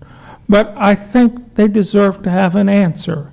And I think their dignity should not be trifled with. And I think they might have a complaint of having their own dignity trifled with by Districts 8 and 9, and perhaps the whole RTM. I think the cleanest, fairest way is that these candidates be voted on up or down tonight. If you think that there's something wrong with one of these candidates, and I will not join you because I think they're good candidates, come up and say it. Say why you should reject this fella. Or tell us that one of the insurgents is better and you should reject them so you get the insurgent. I think we need to settle this. As far as the appointments committee goes, those meetings were hard, they were unpleasant. The appointments committee itself is somewhat compromised because of the original nominations. We stood behind the people in general that we had sent to you earlier because we thought they were a good selection. We did not want, well, this delegate did not want to handle the other people because we thought we would send you a confused message, a message which would undermine the people that we originally said were fit and proper people to be on the appointments committee. So please turn this down, have the vote. It will clear the air. If you don't want some of them, then the appointments committee will find you somewhere else. But please, the RTM itself needs to speak on this tonight. All right, I will clarify. I heard some murmuring after my last comments when I said the simple solution is to vote up or down tonight. The way I put it was, if you want other candidates, vote against nominees before you tonight. I just want to make it clear, that is not my recommendation that you do that.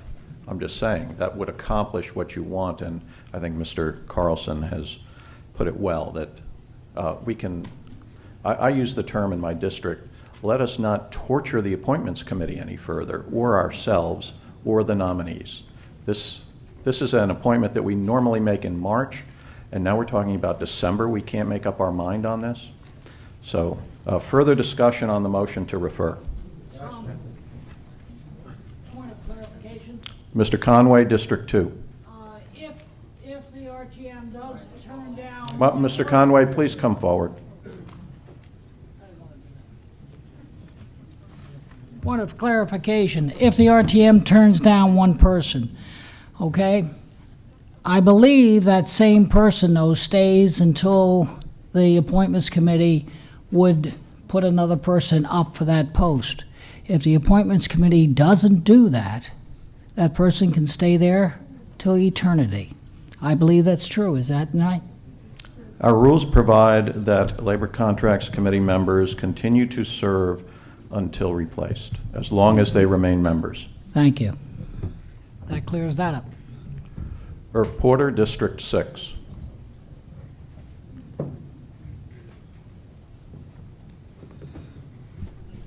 Thank you, Mr. Moderator.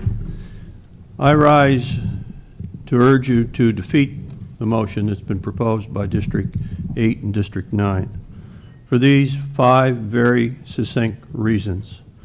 First, I'm not sure that I understand what our founders had in mind in making the appointments committee the decision-making body for presenting us with candidates for this particular committee. I don't know that, and I haven't heard anybody express it. But it's not unique in that the appointments committee, rather than any one other group that you could identify, should have a better understanding of what the skills and expertise are of those candidates, number one, and certainly should understand what the mission is. And given that, from, if I can call it this, a management perspective, I think it's incumbent upon us to think about the responsibility that we have given to the appointments committee, because it is unique. I don't know why, but our founding fathers have done a pretty good job in structuring the RTM and the rest of the government the way they have. That's the first reason. Second is civility. I think it's embarrassing to the organization. I really do.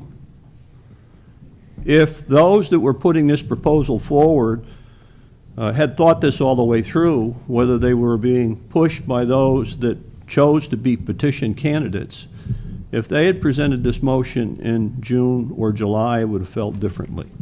But they didn't. And the appointments committee and the full RTM has advertised that we want new candidates, we want new blood. That's the second reason.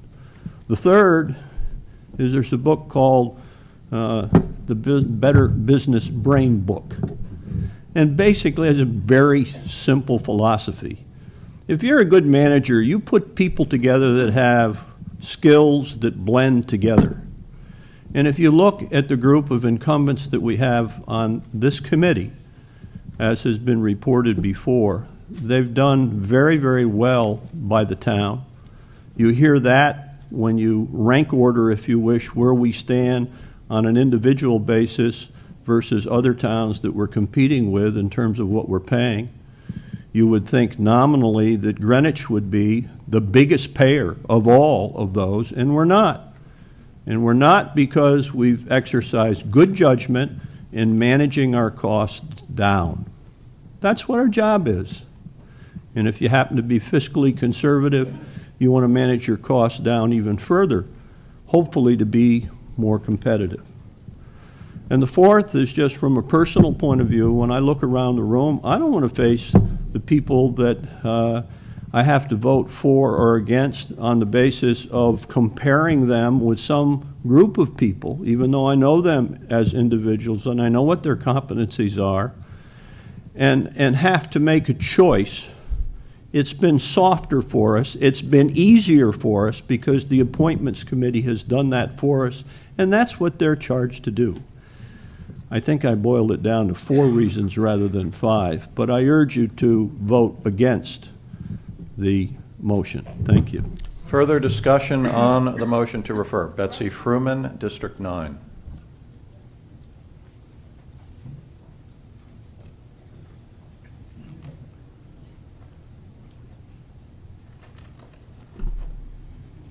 I think what District 9 was saying to you in June and has said to you again now is that there seems to be a mindset in the Labor Contracts Committee that their job is not to inform the RTM. Mr. Wasik just stood before you and basically said the same thing.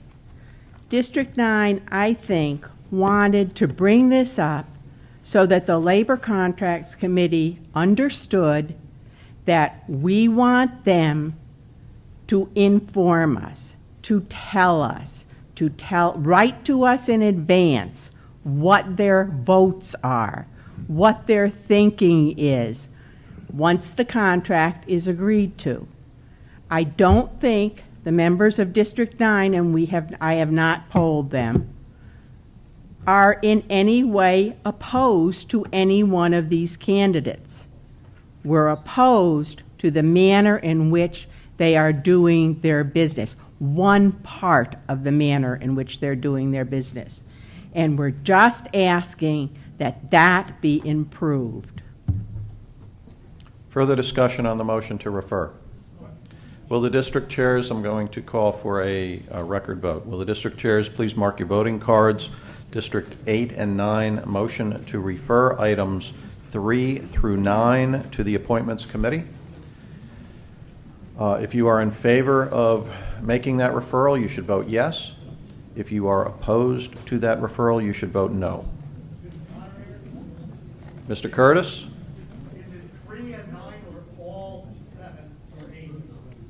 3 through 9. The motion is to refer items 3, 4, 5, 6, 7, 8, and 9. Is that correct, Ms. Crow? Ms. Crow is shaking her head yes.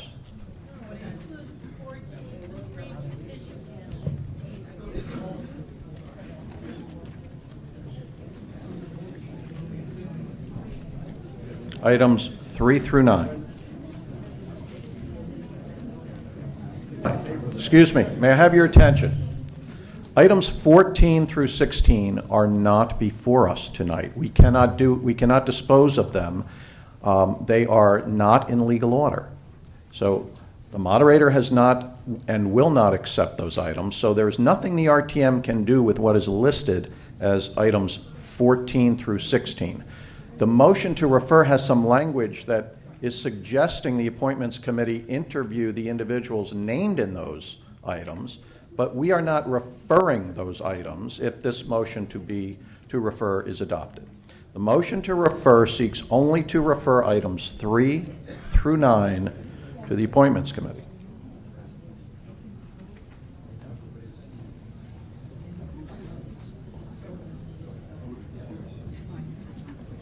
And so that we understand procedurally what a motion to refer is. Once a referral is made, the referring committee is free to do with it what it wants. It does not have to bring back the items in the form that they were referred. So if you make this referral, the Appointments Committee would be free to bring back whatever it wanted to the RTM with respect to nominations for the Labor Contracts Committee.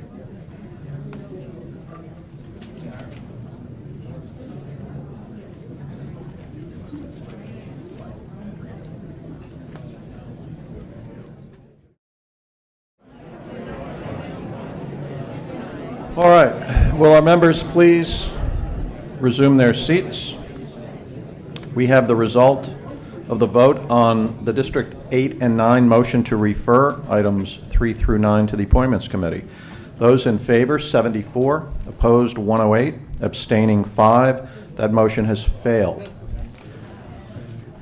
Mr. Ennis, do I understand that Finance Committee's motion was conditional and those conditions have not been met?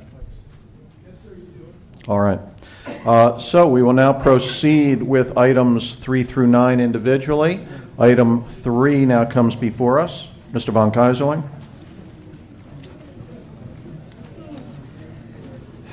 Mr. Moderator, and we're off. I'm sorry that you didn't send it back to us, then I wouldn't have to give this report.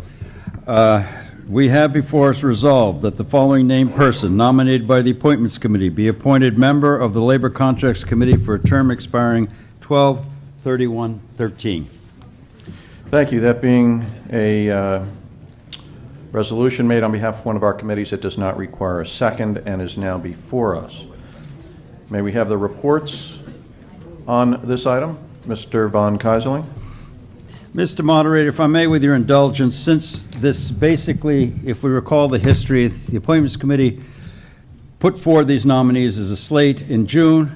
They are the same members as we put forward as a slate in individual basis. The process by which we got to that by the time we voted individually, is relatively a formality. I'd like to report what happened, and that would apply to all of these candidates at once, so I'm going to give it once. Yep. Okay, where were we? When last we met in June, the RTM referred this back to the Appointments Committee. We met on 8/7/12 of this August 7th, and it was called to order an hour early to discuss the procedures for item 9. Item 9, if you recall, was the item that was referred to us, the slate of nominees. The June RTM labor contract meeting that was referred back to the, Betsy Fruman, Chairman of District 9, made a motion on behalf of the district to refer this item back to the Appointments Committee in order to present the nominees as individuals to vote on as opposed to a single slate.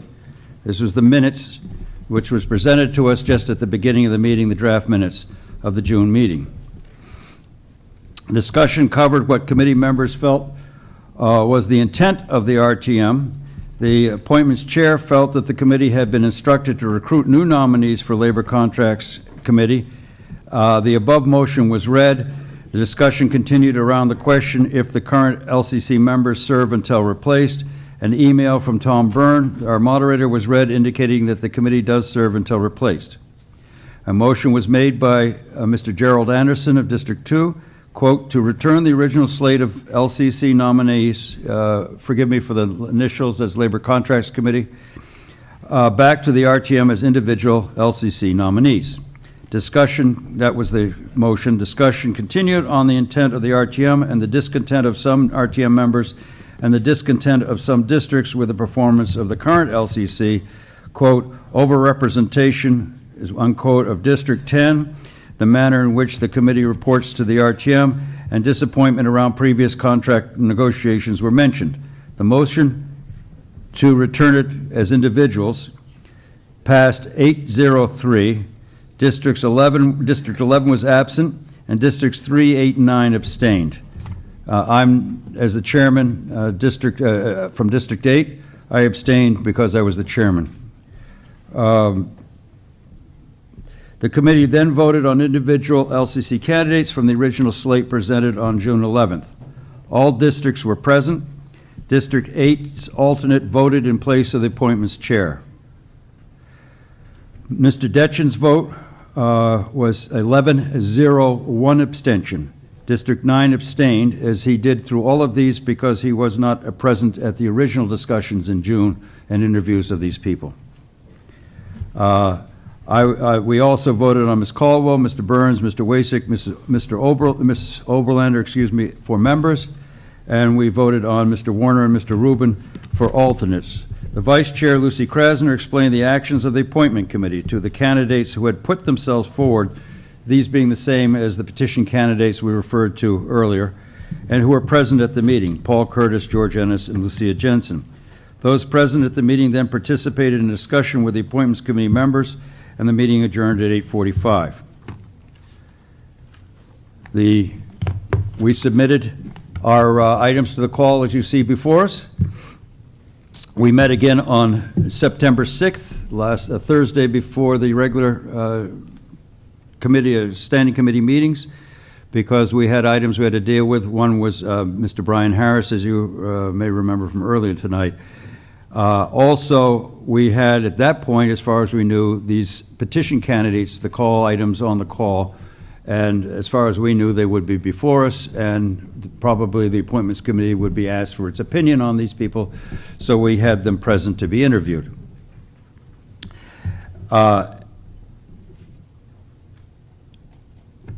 Now let's see if I get this right. I received at about 5:30 that night, or an hour or two before the meeting, an opinion from the town moderator, Tom Byrne, from the law department, that the petition candidates would not be considered in order for the reasons that have been explained and we talked about earlier tonight. So that was call items 14 and 16. The memorandum by Tom, most of the members had not gotten this memorandum at the time of the meeting since it had come out just before. It was read to the committee by the appointments chair. The points of clarification in the memorandum include: RTM minutes comply with the Roberts rule that minutes contain a record of what was done at the meeting, not what was said by members. That was part of the contention we had of what our direction was as to whether we should go wider than just separating the individuals. Quote, any suggestion that the motion to refer item 9 back to the appointments committee had some obligation to bring back additional or alternate nominees was incorrect, unquote. The moderator at the June meeting made clear that there was not specific instructions contained in the motion. The appointments committee, quote, the appointments committee was therefore free to do what it believed was best on the issue of labor contracts committee nominations, unquote. Fourth point, quote, if the draft of the June minutes regarding item 9 are to be amended, which is now passed, what we're talking about, where we're told that it probably should be amended simply to be a motion to refer. The last point that came out of that, the town attorney is of the opinion that nominees of the Labor Contracts Committee must come through the Appointments Committee. Quote, the question arises whether the difference in language used for nominations of Labor Contracts members as opposed to nominations of Claims Committee members means that the provisions of Section 3H, the RTM rules, allowing nomination by petition apply only to the Claims Committee and not to the Labor Contracts Committee, unquote. The language in the RTM rules states, quote, the Labor Contracts Committee shall consist of 5 delegates and 2 alternates, all of whom shall be appointed by the RTM on nomination of the Appointments Committee, unquote. The final point was, quote, pursuant to that opinion, the moderator is compelled to rule that the call items 14, 15, 16 are not in legal order, absent action by the Appointments Committee to nominate one or more of these individuals. Let me stop there. What the moderator had said, if the Appointments Committee... Mr. Von Keisling, this is David Detchen. I thought you were going to report on why these people were nominated. I am trying we know what this background was, and we want to hear the Appointments Committee report on the individuals. Well, we gave the report on the individuals, if you recall, in the June meeting. We gave...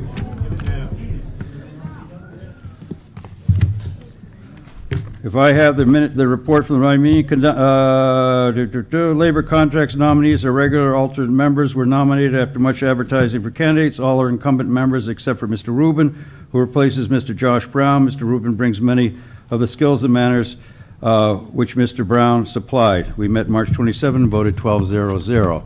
We met again, and on the night of that meeting that I was talking about, a motion was made to interview that was failed 6-6.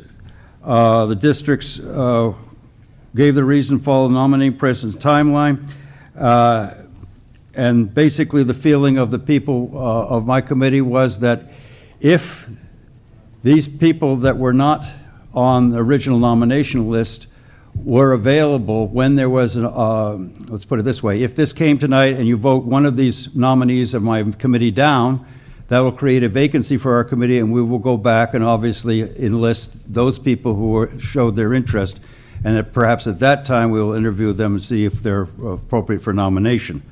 But as it was, we had made our nomination. They felt secure in that nomination.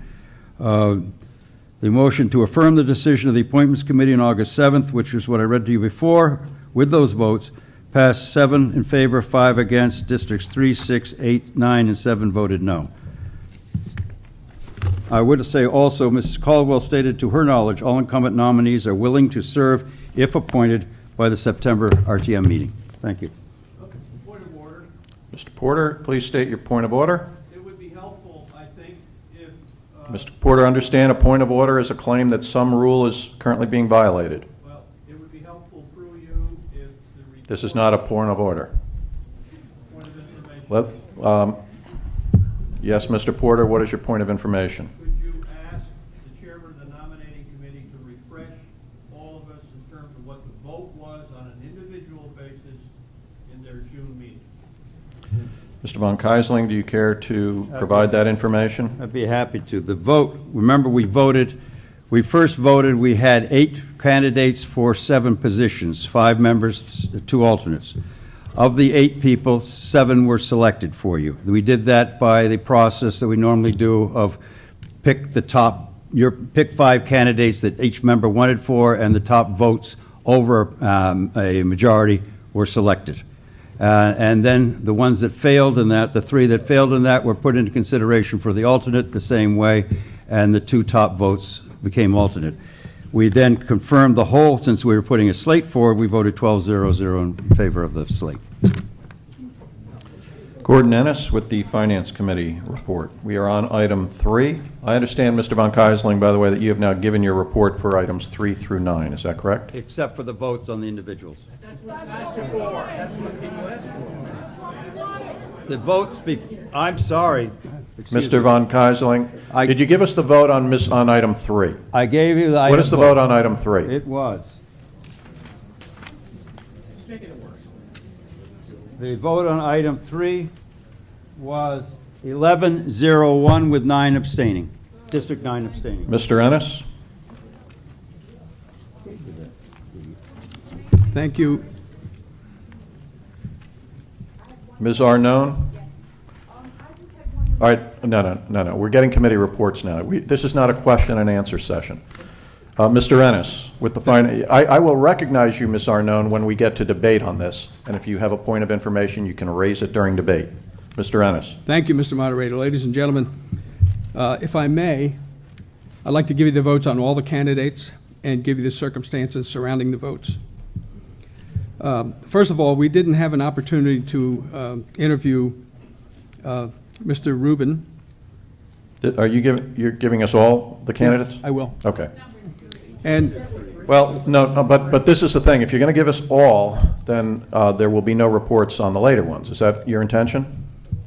That's right. I'm going to give you the full report now on every candidate and what the action of the Finance Committee was, so take notes. Go ahead. Regarding the nomination of David Detchen, the votes were 6-5-1. No votes were Districts 7, 8, 9, 11, and 12. On the nomination of Joan Caldwell, the vote was 8-4-0. Districts 5, 7, 8, and 9 voted no. Regarding Robert Burns, the vote was 8-3-1. Districts 4, 8, and 9 voted no. District 7 abstained. On the nomination of Michael Wasik, the vote was 12-0-0. On Joel Oberlander, it was 11-0-1. On Michael Warner, the vote was 11-0-1. Both Ms. Oberlander and Mr. Warner abstained because they're on the committee. The vote on Mr. Rubin was 12-0-0. The no votes generally were based on the following reasons. First, the refusal of the Labor Contracts Committee to provide the RTM with better reporting on contracts. That refusal was affirmed at our meeting by Ms. Caldwell. Second, the Labor Contracts Committee failure to provide the RTM with written reports so the standing committees and the members can review their analysis before the general meeting. 3, the LCC failure to comply with FOI rules. And 4, an attitude that appears arrogant and dismissive toward RTM members and committees. I'm finished. Thank you. Thank you, ladies and gentlemen. Discussion on item 3. Ms. Arnone, did you want to raise a question? Could you please come forward? Jane Arnone, District 9.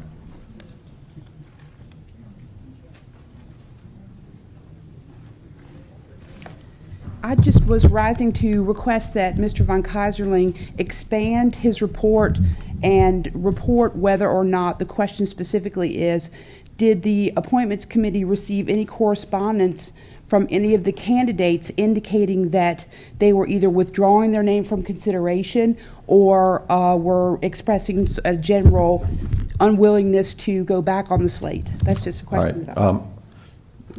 We have heard that the candidates are willing to serve. Further discussion on item 3. Mr. Wutzik, District 11. As I explained earlier, I'm a member of the Labor Contracts Committee, and I rise in support of the nomination of David Detchen. David has been our chairman for the last term, and it's my first term on the LCC. I find David to be an extremely good and effective chairman, fostering a collegial atmosphere within the group, despite the fact that I and he, from time to time, have exchanged heated words, disagreeing about one or more matters. But at the end of the day, he's drawn the group together in an effective way. I also find him to be a highly effective strategic thinker. He's got long experience on the committee, deep knowledge about the town's labor negotiation history. For some reason, the Finance Committee has a problem with him. You noticed from the vote, the Appointments Committee was very strongly in favor, and I'm very strongly in favor of David. I encourage you to vote in support of his nomination. Thank you. Further discussion on item 3. Joan Caldwell, District 10.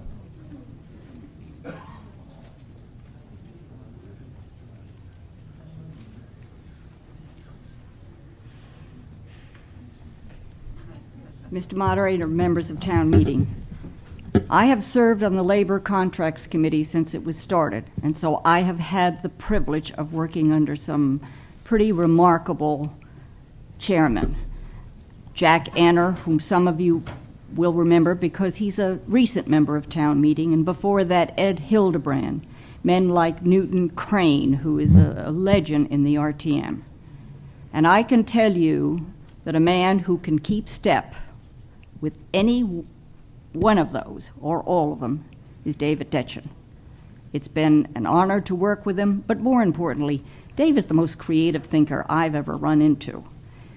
The problem I mentioned with the Teamsters contract looked like it couldn't be resolved, but Brother Detchen came up with the solution, and when in fact he laid it out and we all looked at it, we said, that will get us home, and in fact it did. He is very clear about the mission of the Labor Contracts Committee. He is determined to see that we do what we're supposed to do, and he's anxious to improve communications with this body. It's one reason that he sent out several written reports, which have been sent to the chair of District 9. I know because I saw the copies. So he does try to communicate. His most recent idea, and unfortunately the one that got stalled in the water, is that he wanted to have a meeting this fall, open to all members of the labor contracts, to the RTM, who could come and talk with us and let us know what it is that you want told to the town's first selectman and to the BOE, and set a direction for the town in labor contracts. We couldn't do it because we weren't appointed. Depending on what happens tonight, I suspect that meeting will go forward, and hopefully it'll happen long before Christmas. But you have a man here who does a fine job, and really and truly, you're not going to get better. Further discussion on item 3. Lucy Krasner, to be followed by Rob Pirelli-Minetti. Lucy Krasner, District 5.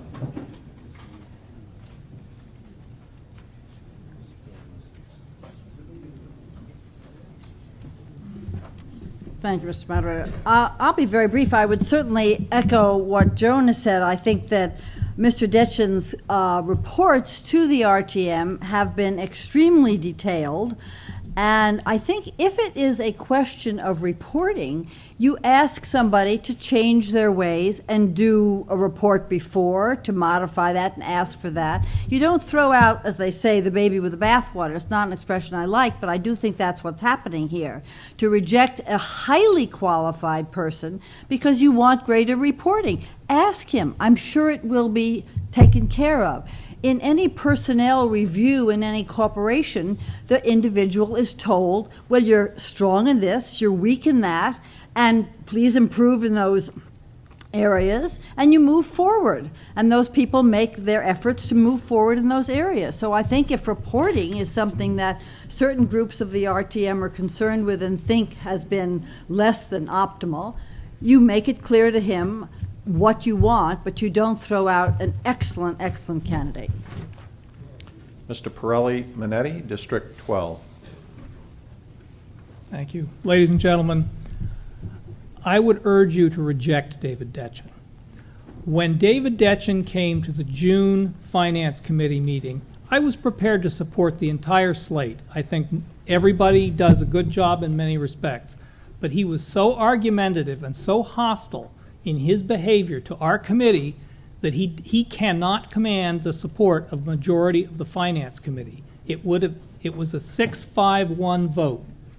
And in fact, I even said at that meeting, I came there with every intention of supporting all of the nominees. He's the only one I can't support, and I can't support him because when Joan says he wants to improve communications, if that's improving communications, then I'm not sure he has any idea what improving communications is. Thank you. Further discussion on item 3. Will the district... Any further discussion? Will the district chairs please mark your voting cards? Item number 3, and proceed to poll your delegation. Item number 4 now comes before us. Mr. Von Keyserling, and before you give it to us, I don't believe I announced the vote on item 13, which was the land swap. Those in favor, 161, opposed 15, abstaining 8. That item has carried. Item number 4, Mr. Von Keyserling. Thank you, Mr. Moderator. It appears as does in the call. Item 4, resolved that the following named person nominated by Appointments Committee be appointed member of the Labor Contracts Committee, Gesundheit, for the term expiring 12/31/13. Joan M. Caldwell. That being a resolution offered on behalf of one of our committees, it does not require a second and is now currently before us. May we have the report? Actually, we have all our reports on this. The vote. The vote, Mr. Von Keyserling. And this was on August 7th. The committee voted Joan Caldwell, 10-0-2, Districts 3 and 9 abstaining. Thank you. Discussion on item 4. Dr. Carl Carlson, District 1.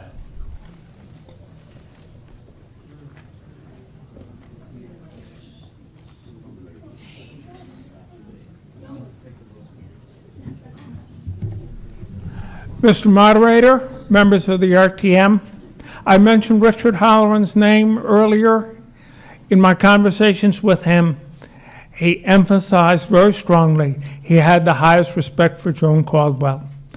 In my opinion, Joan Caldwell is one of the gems of the RTM, and I recommend that you vote for her, and I would suggest if she was thrown out, it would shame the organization.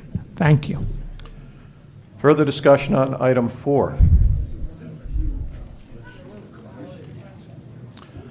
All right. We're going to run into voting cards piling up here. So let us, I'm going to hold off. Let's make more progress on voting on item 3. And I ask the district chairs, when you vote, when you mark your cards, please not only put the item, but the name of the nominee on top, so everybody knows what card they are marking.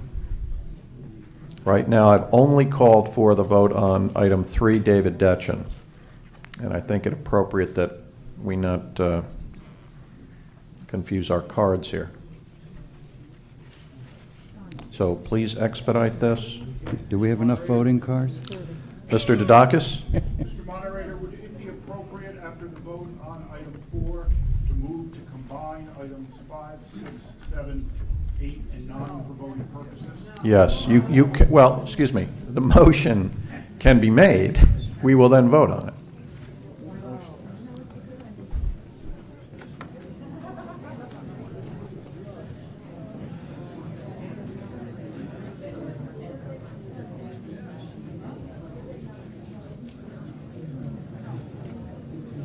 That would solve the problem that I was addressing. Thank you, Mr. Dudakis.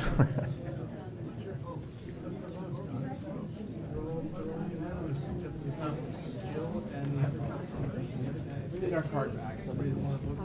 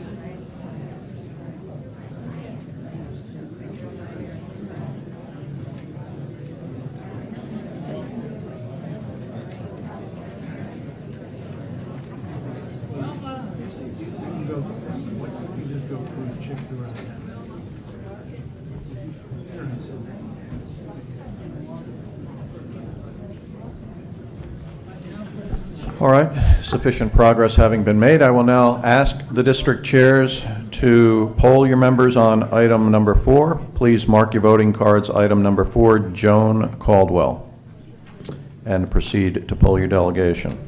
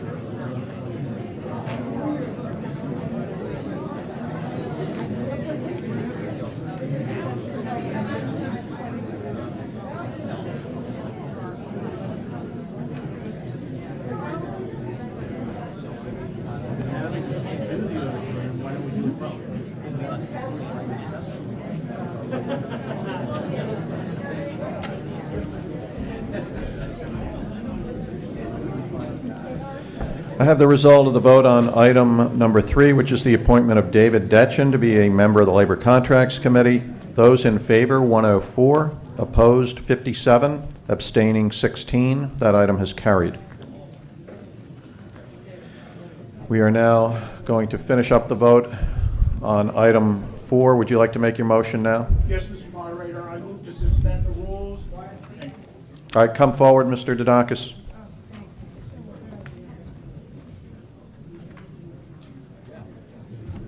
Thank you, Mr. Moderator, members of the RTM. I move to suspend the rules and combine for the purpose of voting items 5, 6, 7, 8, and 9. Is there a second? All right, it has been moved and seconded to suspend the rules to combine items 5, 6, 7, 8, and 9 for voting purposes. The motion to suspend the rules is not itself debatable and requires a 2/3 majority to pass. This being a procedural issue, I will call for a voice vote. All those in favor of suspending the rules and combining items 5 through 9 for voting purposes, please signify by saying aye. Aye. Opposed? No. That motion has carried. All right, item 5 now comes before us. Mr. Von Keyserling, you just are going to give us the vote, correct? Yes, don't I have to present these? Do I have to present the motions? All right, go ahead. Why don't you present item 5? Yes.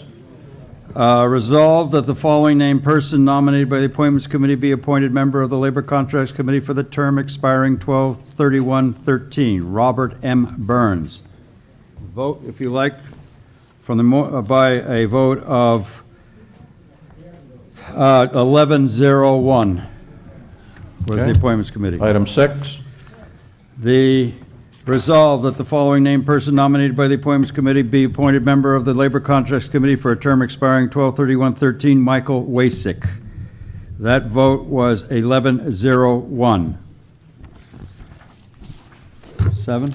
Why don't you read them all, and then I'll just say they're all before us. All right. Item 7, resolve that the following named person nominated by the Appointments Committee be appointed member of the Labor Contracts Committee for the term expiring 12/31/13, Jill K. Oberlander. Voted 11-0-1. We now go to the alternates. Number 8, item 8, resolved that the following named person nominated by the Appointment Committee to be appointed alternate of the Labor Contracts Committee for the term expiring 12/31/13, Michael Warner, by a vote of 11-0-1. I don't have Mr. Burns here. Mr. Rubin is the last Rubin, one. I'm sorry, Mr. Rubin is what I have. He must have gotten slipped in here somewhere. There he is. We got him. Item 9, resolve that the following named person nominated by the Appointments Committee be appointed alternate for the Labor Contracts Committee for the term expiring 12/31/13, Stephen Rubin, by a vote of 10-0-2.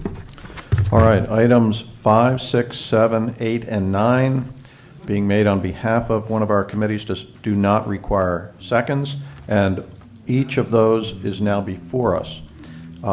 Further discussion on items 5, 6, 7, 8, or 9. Will the district chairs please mark your voting cards, combined items 5 through 9, and proceed to poll your delegation. We will need to await the result of that vote before we can proceed to adjourn our meeting.